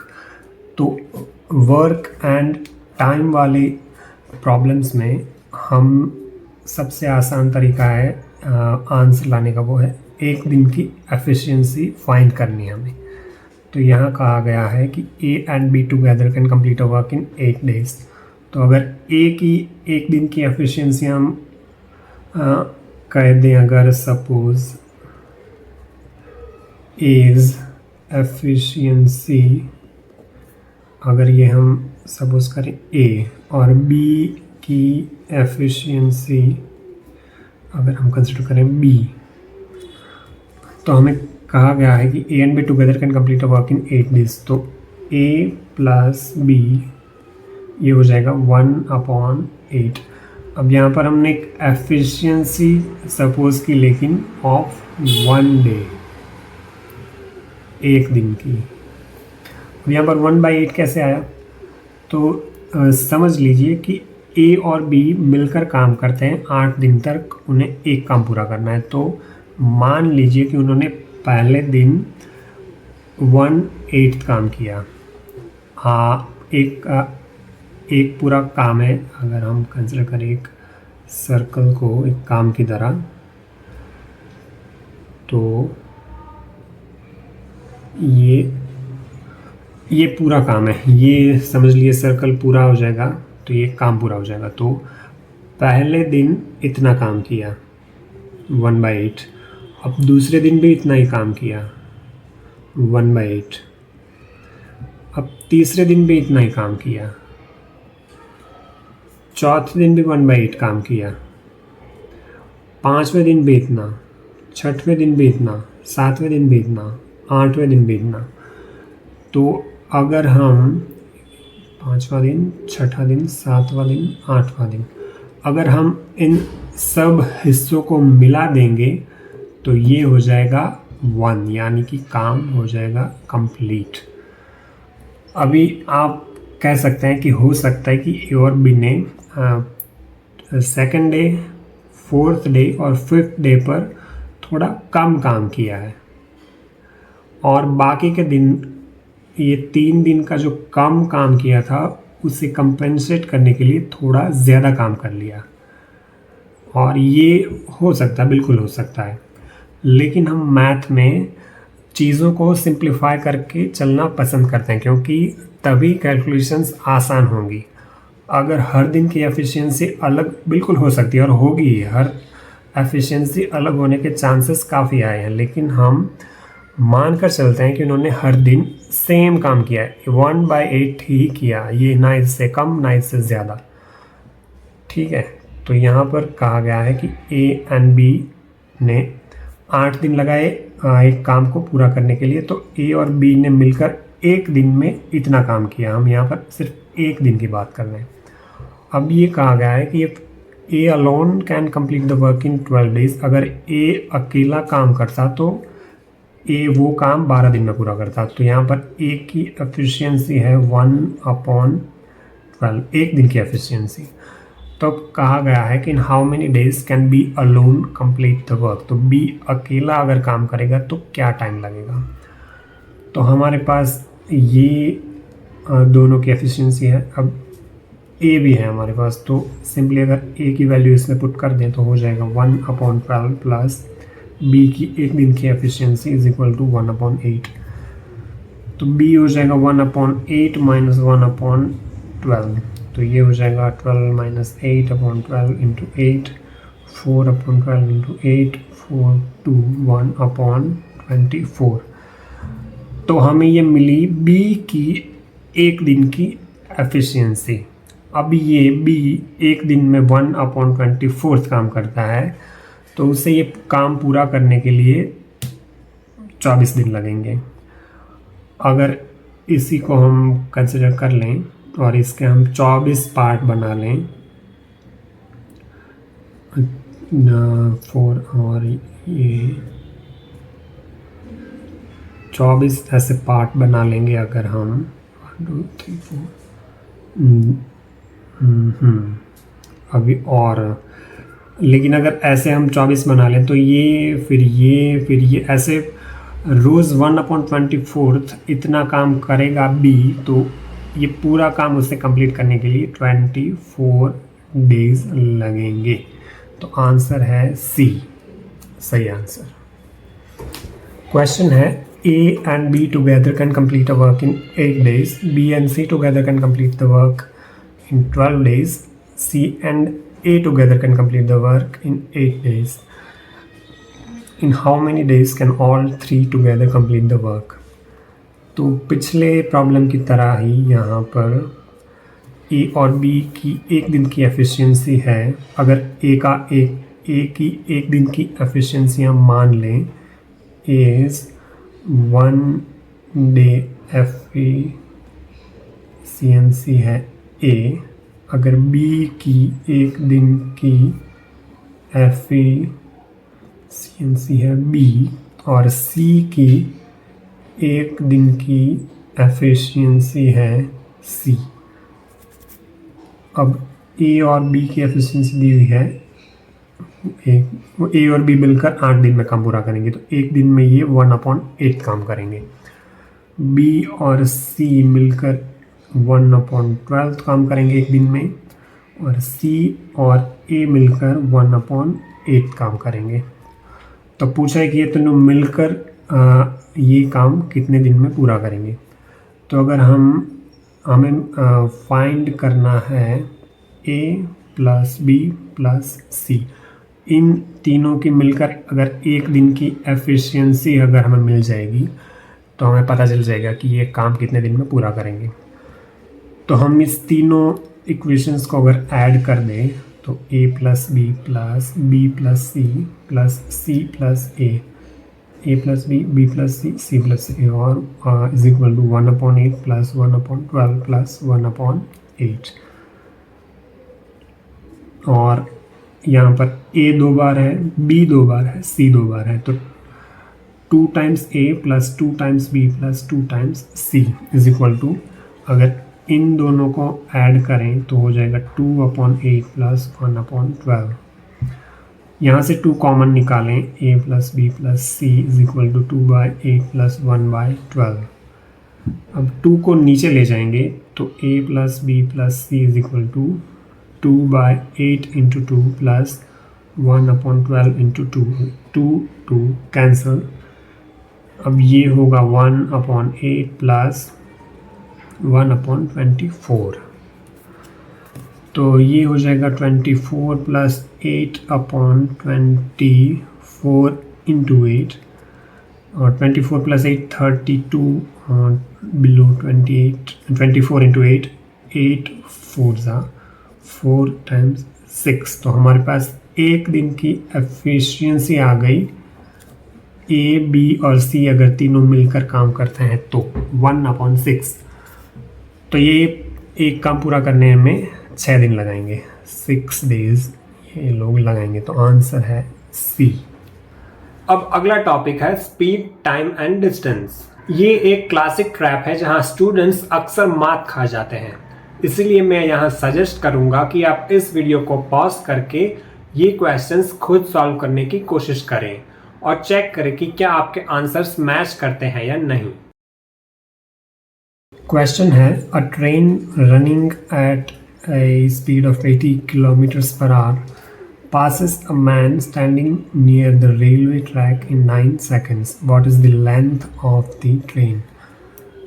तो यहाँ पर हमें train की speed दी गई है, जिसे हम अगर कह दें एस, जो स्पीड 80 किलोमीटर्स पर आवर, और वो पास करती है एक मैन को जो रेलवे ट्रैक के नज़दीक खड़ा हुआ है और 9 सेकंड्स में। तो हमें टी दिया हुआ है 9 सेकंड्स, तो हमें लेंथ यानी कि एल अगर हम मान लें एल, वो फाइंड करना है। तो हमें स्पीड का फॉर्मूला पता है कि speed is equal to distance upon time. यहाँ पर स्पीड है 80 और डिस्टेंस हमें फाइंड करना है, जो एल हम लिख दें, और सेकंड है 9। लेकिन यहाँ पर स्पीड है किलोमीटर पर आवर में और टाइम है सेकंड्स में, और हमें आंसर चाहिए मीटर में, यानी कि हमें किलोमीटर पर आवर को कन्वर्ट करना होगा मीटर पर सेकंड में। तो कर देते हैं। तो हमारे पास है 80 किलोमीटर पर आवर। अब आपको पता होगा कि 1 kilometre is equal to 1000 metre, और 1 आर यानी कि 3600 सेकंड्स। तो बस इन दोनों वैल्यूज़ को यहाँ पुट कर देते हैं। तो 80 इंटू 1000 मीटर, और डिनोमिनेटर में है वो आर, उसकी जगह लिख देते हैं 3600 सेकंड्स। तो ये दोनों ज़ीरो जाएंगे, तो हमारे पास आ गया, अभी इसका हाफ होगा 5, इसका हाफ होगा 18, इसका हाफ होगा 40, इसका हाफ होगा 9। तो हमारे पास आएगा 200/9 मीटर पर सेकंड। 80 किलोमीटर पर आवर हो जाएगा 200/9 मीटर पर सेकंड। इसकी जगह हम लिख देंगे 200/9, ये क्योंकि किलोमीटर पर आवर में और ये सेकंड में, और यहाँ पर लेंथ हमें नहीं पता, ये 9, ये 9 कैंसिल, लेंथ आ गई 200 मीटर्स ट्रेन की लेंथ। Answer is D. अभी हो सकता है कि आपके पास एक वैल्यू हो जो है 3.6, आपको याद शायद रह गया हो, या फिर आपको ऐसा कहा गया हो, आपको याद रखना है कि अगर किलोमीटर पर आवर में कोई वैल्यू है तो उसे 3.6 से डिवाइड करो तो वो सीधा मीटर पर सेकंड में कन्वर्ट हो जाएगी, जो बिल्कुल सही है। लेकिन अगर आपको याद नहीं रहता कि 3.6 याद नहीं रहता, तो कोई बात नहीं, आप लॉजिकली जाएंगे तो 1 किलोमीटर की जगह 1000 मीटर और आर की जगह 3600 सेकंड्स रख देंगे, तो भी आपके पास मीटर पर सेकंड में स्पीड आ जाएगी। हर चीज़ को अगर आप याद रखने जाएंगे तो हो सकता है कि थोड़ा कन्फ्यूज़न बढ़ जाए। तो लॉजिकली जाएंगे तो आसानी से आप मीटर पर सेकंड में स्पीड कन्वर्ट कर पाएंगे। अगर 3.6 याद नहीं रहता, तो अगर याद रह ही गया है तो कोई क्वेश्चन ही नहीं है। क्वेश्चन है, a train is running at 40 kilometre per hour, man is walking in the same direction parallel to the train at a speed of 25 kilometre per hour. If the train passes a man completely in 48 seconds, what is the length of the train? तो पिछला problem solve किया उसके जैसा ही है। अब train की speed यहाँ पर है, speed of train 40 kilometre per hour. Man is walking in the same direction, यानी कि अगर ट्रेन इस डायरेक्शन में जा रही है, ये ट्रेन है, ट्रेन, और जो आदमी है मैन वो भी इसी डायरेक्शन में वॉक कर रहा है। इसकी स्पीड है 40 किलोमीटर पर आवर और मैन की स्पीड है 25 किलोमीटर पर आवर। तो यहाँ पर ट्रेन को पास करने के लिए थोड़ा ज़्यादा टाइम लगेगा क्योंकि यहाँ पर मैन भी थोड़ा सा स्पीड में है। तो यहाँ पर एक्चुअली हमें रिलेटिव स्पीड की कैलकुलेशन करनी पड़ेगी, यानी कि 40 में से 25 को हमें माइनस करना पड़ेगा क्योंकि आदमी भी मोशन में है, ट्रेन भी मोशन में है। अगर यहाँ पर आदमी स्टिल स्टैंडिंग होता तो यहाँ पर हम 40 ले सकते थे पिछले प्रॉब्लम की तरह, लेकिन यहाँ पर मोशन में है तो हमें 40 माइनस 25 करना होगा। और यहाँ पर कहा गया है कि in the same direction parallel to the train. अगर ये केस होता कि आदमी ऑपोजिट डायरेक्शन में तो यहाँ से यहाँ आ रहा होता तो हम दोनों की स्पीड को मिला लेते, ठीक है। और अभी यहाँ पर स्पीड ऑफ मैन है 25 किलोमीटर पर आवर, तो यहाँ पर रिलेटिव स्पीड हो जाएगी 40 माइनस 25 जो है 15 किलोमीटर पर आवर। अब कहा गया है कि the train passes the man completely in 48 second, यानी कि हमारे पास टी है 48 सेकेंड्स। तो अभी ट्रेन की लेंथ क्या होगी, तो हमारे पास स्पीड का फॉर्मूला है रिलेटिव स्पीड यानी कि length of train divided by second time in 48 second. हमारे पास relative speed kilometre per hour में है और यहाँ पर आंसर हमें मीटर में दिया गया है और टाइम भी सेकंड में है, तो यहाँ पर इसे हम मीटर पर सेकंड में कन्वर्ट करेंगे। तो 15 किलोमीटर पर आवर को मीटर में कन्वर्ट करेंगे पिछले प्रॉब्लम की तरह। किलोमीटर, 1 किलोमीटर यानी 1000 मीटर और 1 आवर यानी 3600 सेकेंड। तो ये कैंसिल 0, ये 5, ये 18 और 3, 5, 3, 6, 30 बाय 25 बाय 6 मीटर पर सेकंड यहाँ पर आ गई हमारे पास स्पीड। तो यहाँ पर लिखते हैं 25 by 6 is equal to length of train by 48। तो इसलिए L is equal to 25 into 48 by 668, right. और 25 into 8 048 200, right. Again the length is 200 meter of the train. So answer D is correct. अगर आपने ये क्वेश्चंस बिना किसी help के solve कर लिए तो आप एक टॉपर मटेरियल हो, और अगर सॉल्व नहीं हुए तो कोई बात नहीं, बस थोड़ी सी प्रैक्टिस की जरूरत है। अगला टॉपिक इस एग्जाम के सबसे इंपॉर्टेंट टॉपिक में से एक है, तो केयरफुली सॉल्व करना। क्वेश्चन है a man rows a boat to place 48 kilometre away and returns in 14 hours. He finds that he can row 4 kilometers downstream in the same time as 3 kilometers upstream. What is the speed of the stream? तो यहाँ पर stream है यानी कि एक river ही हम समझ लें। तो रिवर की सबसे पहले स्ट्रीम की कोई स्पीड होगी जिसे हम अगर कंसिडर कर लें, ये रिवर है, समझ लीजिए इस डायरेक्शन में फ्लो कर रही है, ठीक है। तो यहाँ पर suppose speed of stream S और स्पीड ऑफ बोट है B, ये हमने सपोज कर लिया। अब अपस्ट्रीम की जो स्पीड होगी, अपस्ट्रीम में जब बोट जाएगी यानी कि रिवर की जो स्ट्रीम की डायरेक्शन है उसकी उल्टी दिशा में, यानी ये हो गया अपस्ट्रीम और ये हो जाएगा डाउनस्ट्रीम, राइट। तो जब अपस्ट्रीम में जाएंगे तो बोट की स्पीड में से स्ट्रीम की स्पीड हमें निकालनी पड़ेगी, राइट। और जब डाउन स्ट्रीम जाएंगे, क्योंकि यहाँ पर निकालनी इसलिए पड़ेगी क्योंकि स्ट्रीम की स्पीड थोड़ा रेजिस्टेंस देगी, तो इसीलिए थोड़ा ज़्यादा फोर्स लगेगा, ज़्यादा टाइम लगेगा, इसलिए स्पीड थोड़ा कम हो जाएगी। इसलिए यहाँ पर हमने स्ट्रीम की स्पीड को माइनस किया अपस्ट्रीम के लिए।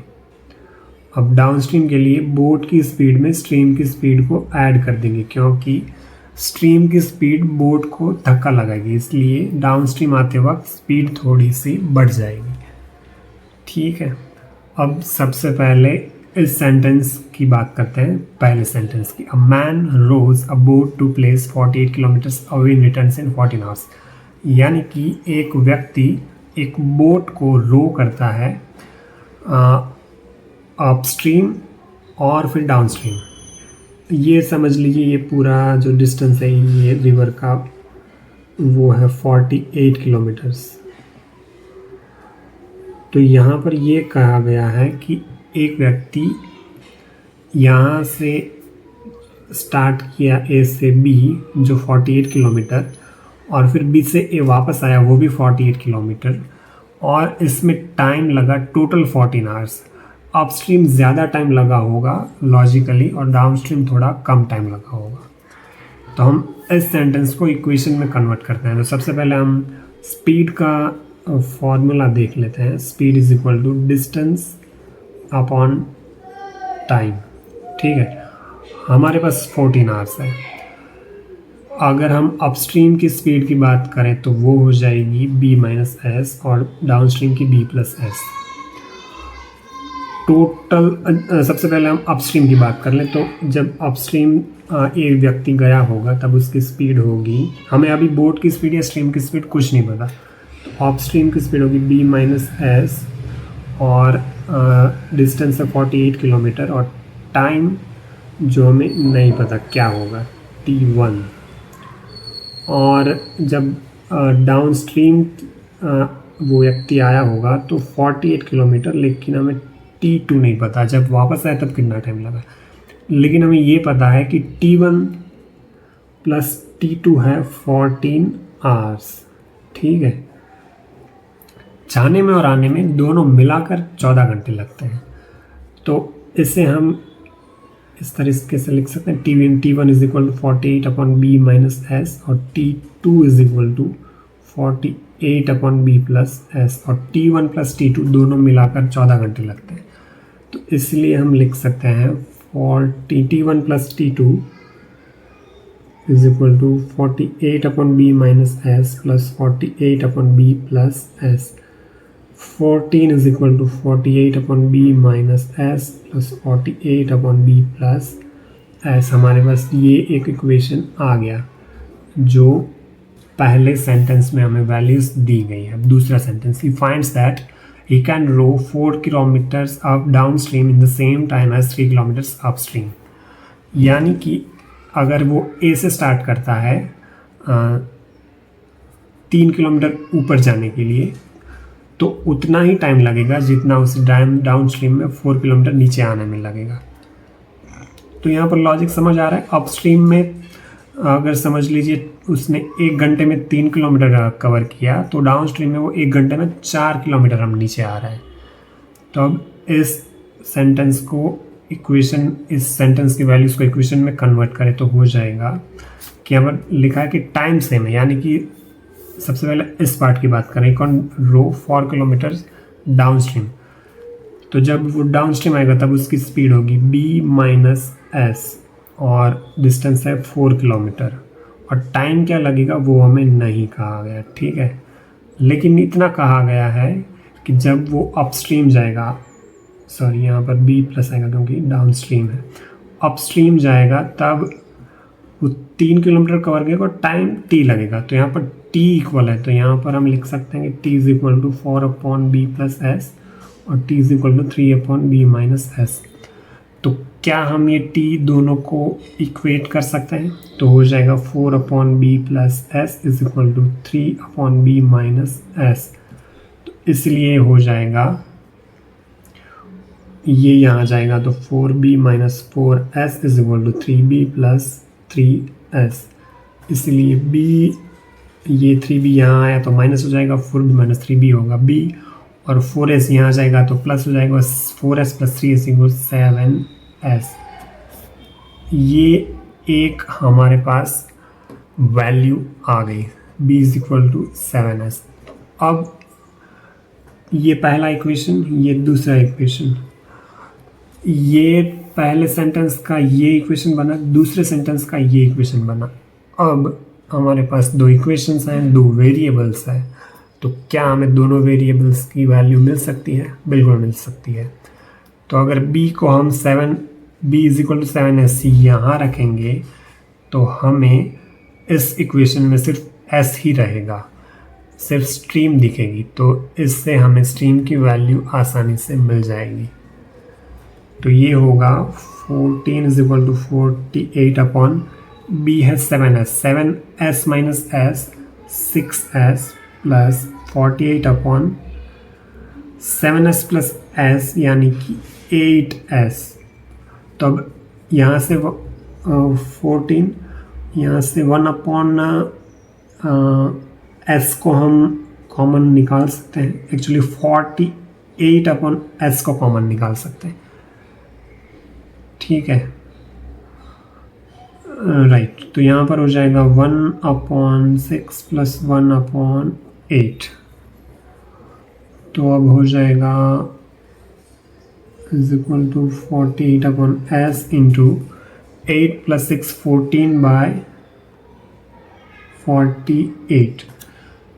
तो यहाँ से 48 गया, 14 गया, तो s इज इक्वल टू 1, यानी कि स्ट्रीम की स्पीड है 1 किलोमीटर पर आवर, राइट। हमें पूछा था what is the speed of the stream, तो वो है 1 किलोमीटर पर आवर। और अगर बोट की स्पीड यहाँ से हम निकालें तो b is equal to 7 times of stream की स्पीड, तो वो हो जाएगी 7 किलोमीटर पर आवर, ठीक है। क्वेश्चन है the speed of a boat in still water is 12 kilometre per hour if it goes 6 kilometre upstream in 1 hour, then how much time will it take to cover the same distance downstream। तो यहाँ पर speed of boat in still water, यानी कि अगर suppose करें speed of boat in still water is equal to b, तो वो है 12। अब दूसरा सेंटेंस है कि if it goes 6 kilometre upstream in 1 hour, तो अपस्ट्रीम की स्पीड होगी, अगर हम सपोज कर लें कि स्पीड ऑफ स्ट्रीम है वो s है, तो if it goes 6 kilometre upstream, यानी कि अपस्ट्रीम की स्पीड क्या होगी b माइनस s, और 6 किलोमीटर, और डिस्टेंस यानी 6 किलोमीटर, और टाइम है 1 hour. Then how much time will it take to cover the same distance in downstream. और डाउनस्ट्रीम की बात करें तो उसमें स्पीड होगी b plus s, cover the same distance, तो यहाँ पर 6 और यहाँ पर हमें टाइम पूछा है। हमारे पास b है, राइट, तो b यहाँ रख दें हम इस इक्वेशन में पहले में, तो 12 minus s is equal to 6 upon 1, तो ये हो जाएगा 12 माइनस 6, तो s हो जाएगा 6, राइट। और यहाँ पर हमारे पास यहाँ से b की वैल्यू भी मिल जाएगी, अगर s 6 रखते हैं तो b हो जाएगा 12।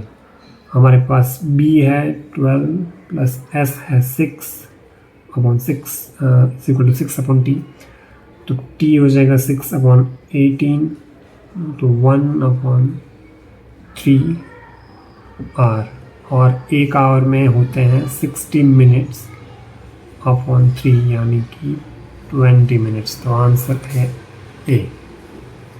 अब तक नंबर्स और स्पीड सॉल्व करने के बाद अब देखते हैं कुछ जियोमेट्री के प्रॉब्लम्स। और हाँ, अगर आपने आज का सबसे लास्ट क्वेश्चन सॉल्व कर लिया तो आप 90% स्टूडेंट से भी आगे बढ़ जाओगे। क्वेश्चन है इस फिगर में O अगर सर्कल का सेंटर है तो X क्या होगा। तो सबसे पहले अगर हम नाम दे दें इसको ए, इसको बी और इसको सी। तो आपको एक थियरम याद होगा कि अगर सर्कल में कोई कॉर्ड बने, सबसे पहले ए और बी को अगर हम जोड़ दें तो ये कॉर्ड हो जाएगा, राइट, कॉर्ड। और ये कॉर्ड के 2 पॉइंट में से अगर ऐसे सर्कल में कहीं पर भी एंगल बनाएं तो जो ये एंगल होगा वो एंगल जो सेंटर है वहाँ पर जो एंगल बनेगा उससे आधा होगा। यानी अगर ये y है तो ये होगा 2y, ठीक है। तो ये 40 है तो यहाँ पर x हो जाएगा वो 80 हो जाएगा, राइट। तो इसका आंसर तो वैसे मिल गया हमें 80 डिग्री। लेकिन ये हम प्रूव कैसे करें? तो एक सर्कल अगर आप कंसिडर करें और उसमें डायामीटर ले, डायामीटर भी एक कॉर्ड ही है, राइट। ये सेंटर है और डायामीटर, अगर इसे कॉर्ड भी ये इस कॉर्ड से सर्कल में कहीं पर भी एंगल बनाएंगे तो ये हमेशा 90 डिग्री होगा। और ये है 180 डिग्री, ये 180 डिग्री, ये 90 डिग्री। कहीं पर भी अगर यहाँ बनाया तो ये फिर से 90 होगा, राइट। यहाँ बनाया तो भी ये 90 डिग्रीज होगा, ठीक है। और ये डायामीटर की जगह अगर यहाँ से कोई कॉर्ड लें तो यहाँ जो एंगल बनेगा वो इससे आधा होगा, ठीक है। तो यहाँ 40 बना तो यहाँ 80 डिग्रीज। क्वेश्चन है if 4x = 5y then x would be. तो यहाँ पर दो एंगल्स है x और y और इन दोनों का एक रिलेशन दिया हुआ है तो x फाइंड करना है। तो लाइन a और b है तो ये हम, अगर हमें पता है कि ये पूरा जो हिस्सा है वो 180 डिग्री होगा, राइट।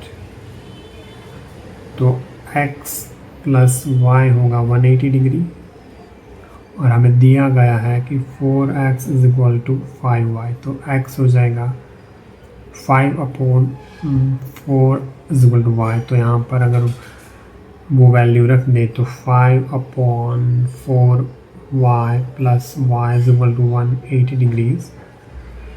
y कॉमन निकाल लें तो 5/4 + 1 = 180 डिग्रीज। तो 5 + 4 9/4 = 180 डिग्रीज और y हो जाएगा 180 × 4/9 तो ये हो जाएगा 20, राइट। तो y हो गया 80 डिग्रीज और हमारे पास x + y 180 डिग्रीज है। तो अगर यहाँ पर 80 डिग्रीज रख दें तो x + 80 डिग्रीज = 180 डिग्रीज। तो x हो जाएगा 100 डिग्रीज। हमारे पास दोनों की वैल्यू आ गई, x होगा 100 डिग्रीज। अब जो टॉपिक कवर करेंगे वो एकदम ही फॉर्मूला बेस्ड है, तो यहाँ स्कोर करना आसान है सिर्फ फॉर्मूला याद करके। तो चलिए देखते हैं वॉल्यूम एंड एरिया। क्वेश्चन है the diagonals of rhombus are 24 centimetre and 10 centimetre. तो पैरीमीटर क्या होगी? तो सबसे पहले एक रोम्बस ड्रॉ कर लें। रोम्बस और रोम्बस के डायगोनल्स की आपको प्रॉपर्टी पता होगी कि जो डायगोनल्स होते हैं वो एक दूसरे को 90 डिग्रीज पर बाइसेक्ट करेंगे और एक दूसरे को भी बाइसेक्ट करेंगे। जैसे कि अगर ये हो गया x तो ये भी होगा x, अगर ये है y तो ये भी होगा y, राइट। और इन दोनों डायगोनल्स का हमें मेजरमेंट दिया है 24 सेंटीमीटर एंड 10 सेंटीमीटर। तो अगर ये बड़ा वाला अगर हम कंसिडर कर लें जो है 24 सेंटीमीटर तो उसका हाफ हो जाएगा 12 सेंटीमीटर, राइट। और जो ये स्मॉलर वन है वो अगर हम 10 कंसिडर कर लें तो ये जो x है वो हो जाएगा 5 और ये एक दूसरे को 90 डिग्रीज पर बाइसेक्ट करते हैं, वो हमने देखा, हमें पता है। तो ये एक 90 डिग्री वाला ट्राइंगल हो गया, जिसकी एक साइड है 5, एक है 12। तो हमें पाइथागोरस थ्योरम के अकॉर्डिंग ये साइड मिल जाएगी, जो क्या होगी 5 स्क्वायर प्लस 12 स्क्वायर, और ये अगर हम मान लें a उसका स्क्वायर, तो ये 25 plus 144 is equal to a square. तो ये 169 a स्क्वायर, तो a हो गया 13। अभी पैरीमीटर एक रोम्बस की क्या होगी, ये जो साइड है a, जो रोम्बस में चारों साइड्स इक्वल होती है, राइट। और पैरीमीटर होगी, यानी कि यहाँ से इस पॉइंट से स्टार्ट करें तो ये चारों लाइन अगर मिला लें, यानी कि साइड का 4 टाइम्स, तो पैरीमीटर यानी 4a, तो वो हो जाएगी 4 इंटू 13, तो वो हो जाएगी 52 सेंटीमीटर। Answer D. क्वेश्चन है, what will be the volume of a cube whose diagonal measures 4 into square root of 3 centimetre. तो एक क्यूब ड्रॉ कर लें, एक क्यूब जो इस तरह से दिखता है, और उसका जो डायगोनल है, यानी कि अगर इसे ए पॉइंट मान लें और इसे एक्स पॉइंट मान लें, तो ए से लेकर एक्स तक जो डायगोनल है वो हमें दिया हुआ है 4 into square root of 3, right. और ये पीछे वाली लाइन जो हमें दिख नहीं रही साइड, वो भी कुछ इस तरह से होगी, राइट। और ये डायगोनल, क्यूब का डायगोनल, राइट। तो अब हमें पता है कि ये क्यूब का जो बेस है, क्यूब यानी कि सारी साइड्स की, ये एक साइड हो गई, ये दूसरी साइड, ये सारे प्लेन्स और उनकी जो साइड्स है ये सब ए ही होगा, राइट। ये सब कुछ ए, यानी कि ये सब सेम साइज़ के होंगे, राइट, क्यूब में। तो हम अगर ये नीचे वाला प्लेन कंसिडर करें जिसमें ये भी ए है, ये भी ए है, तो इसका डायगोनल की वैल्यू क्या होगी, पाइथागोरस, और ये 90 डिग्रीज है, राइट। तो पाइथागोरस थ्योरम के अकॉर्डिंग ये होगा square root of 2a, right. अब देखिए ये डायगोनल, ये साइड, ये भी एक दूसरे को 90 डिग्रीज बनाएंगे, राइट। और ये क्यूब का डायगोनल, देखिए ये ए से पॉइंट निकल रहा है, और ये यहाँ अगर हम इसे बी कह दें, तो ये ए से बी, ये जो डायगोनल है ये, और ये बी से एक्स, ए से बी की हमें वैल्यू हमें पता है पाइथागोरस थ्योरम के according square root of 2 into a, b से एक्स ए है। तो अब क्या हमें ये वाले डायगोनल की वैल्यू मिल जाएगी। देखिए कुछ इस तरह का ट्राइंगल बनेगा, ये है स्क्वायर रूट ऑफ 2a, ये है a, और ये है 90 डिग्रीज। तो ये कितना होगा, ये होगा a square plus a square into 2 is equal to, ये हमें नहीं पता, जिसको हम y कह दें, तो ये हो जाएगा 3a square is equal to y। Actually यहाँ पर स्क्वायर आएगा, राइट। तो ये y हो जाएगा square root of 3 into a, यानी कि हमें क्यूब के डायगोनल का इक्वेशन का है, फॉर्मूला का है, वो मिल गया, ठीक है, जिसका मेजरमेंट हमें दिया हुआ है 4 into square root of 3, right. ये डायगोनल y दिया हुआ है, तो y है square root of 3 into a is equal to 4 into square root of 3, right. तो इसलिए square root of 3 into a is equal to 4 into, तो ये 3 और 3 स्क्वायर रूट ऑफ 3 जाएंगे, तो ए इज इक्वल टू 4 आ गया हमारे पास, राइट। यानी कि हमें क्यूब की साइड पता चल गई। अब पूछा है कि वॉल्यूम क्या होगा क्यूब का, क्यूब का वॉल्यूम क्या होता है, जो साइड है उसकी पावर 3 a क्यूब, राइट। तो वॉल्यूम होगा a cube is equal to 4 into 4 into 4। तो 4 इंटू 4 होगा 16 और 16 इंटू 4 होंगे 64 cubic centimeter. C is the correct answer.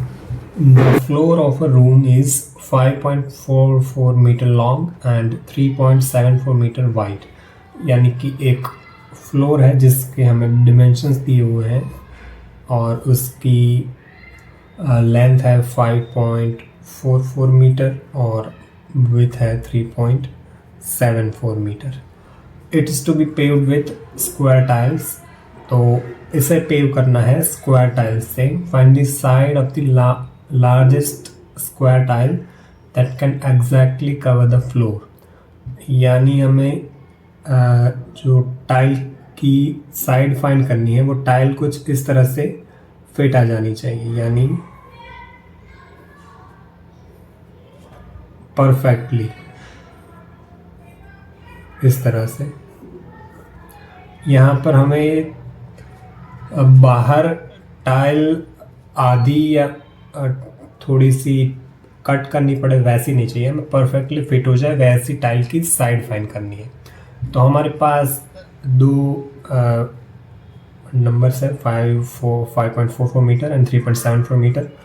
Answer चाहिए हमें सेंटीमीटर में, तो हम इन दोनों को सेंटीमीटर में कन्वर्ट करेंगे। तो ये हो जाएगा 544 सेंटीमीटर और ये हो जाएगा 374 सेंटीमीटर।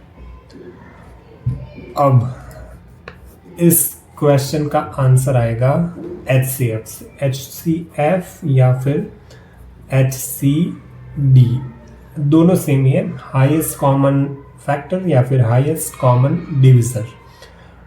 अभी ये क्यों फाइंड करना है, क्योंकि हमें एक ऐसा नंबर फाइंड करना है जो ये दोनों से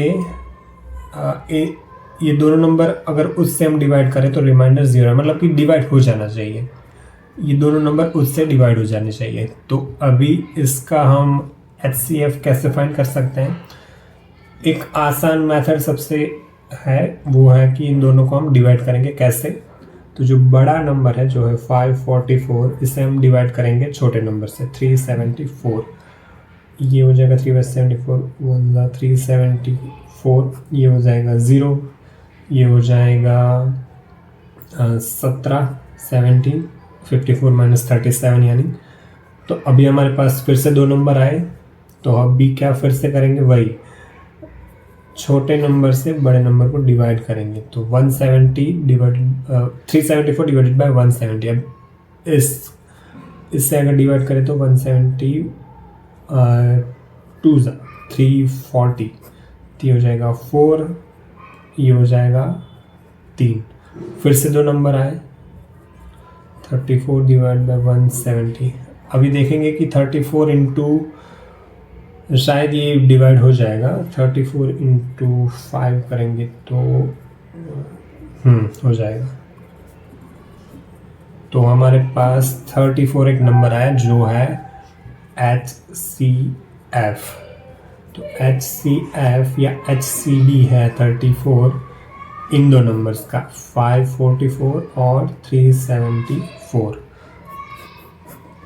तो अगर 34 सेंटीमीटर की हम ये टाइल लगाएंगे, एक टाइल स्क्वायर, तो ये फ्लोर पूरा एग्जैक्टली कवर हो जाएगा। अब अगर हमें ये भी पूछा होता कि कितनी टाइल्स चाहिए इस फ्लोर को हम स्क्वायर टाइल से कवर करेंगे, तो उसके लिए हम करते कि इस रूम का हम एरिया निकाल लेते जो होगा 544 इंटू 374 और एक टाइल का एरिया निकाल लेते, वो होगा 34 इंटू 34 और हम इन दोनों को डिवाइड कर देते, तो नंबर ऑफ टाइल्स हमें मिल जाती। Number of tiles 544 into 374 divided by 34 into 34। और इसे अगर हम डिवाइड करें 544 बाय 34, 5 1 0 2 फिर ये लगा दें तो 34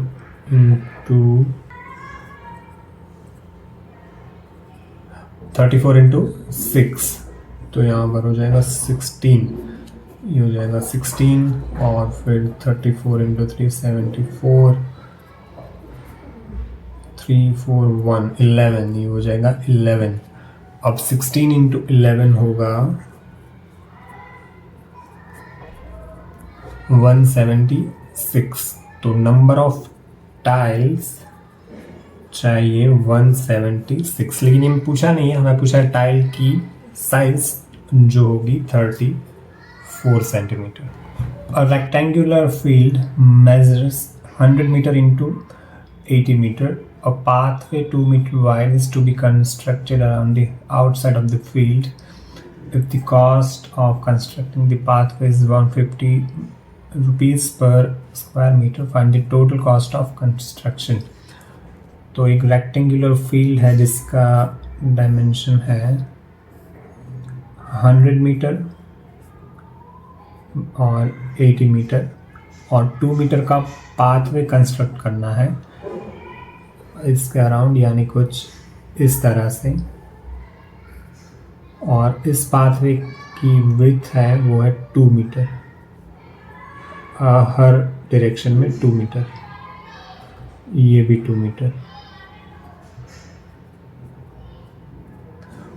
तो यहाँ से इस पॉइंट जो एक बड़ा रेक्टेंगल हमें मिलेगा उसकी लेंथ हो जाएगी 100 मीटर पहले से था और फिर ये 2 मीटर दोनों साइड ऐड हो जाएगा, तो ये टोटल लेंथ हो जाएगी 104 मीटर। और इसकी जो विड्थ हो जाएगी वो दोनों साइड 2-2 मीटर ऐड होगी तो 84 मीटर।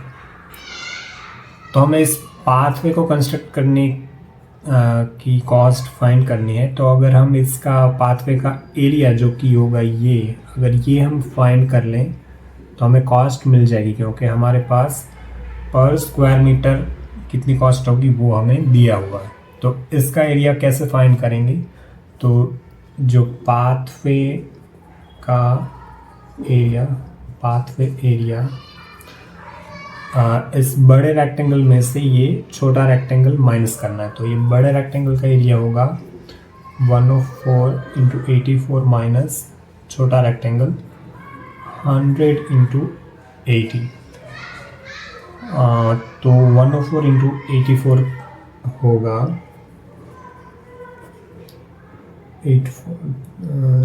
2 3 8 8 16 1 1 4 6 3 7 8। सो ये मल्टीप्लिकेशन होगा 8736 माइनस 8000, ये हो जाएगा 736 स्क्वायर मीटर जो पाथवे है उसका एरिया। अभी हमें यहाँ पर दिया हुआ है कि 1 स्क्वायर मीटर कंस्ट्रक्ट करने की कॉस्ट है 150 रुपीज़, तो 736 स्क्वायर मीटर कंस्ट्रक्ट करने के लिए कितना लगेगा, तो हो जाएगा 736 इंटू 150। अभी फिर से इसको मल्टीप्लाई करें तो 736 इंटू 150 6370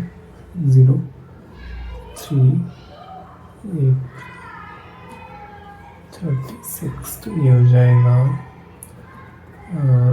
10 और 1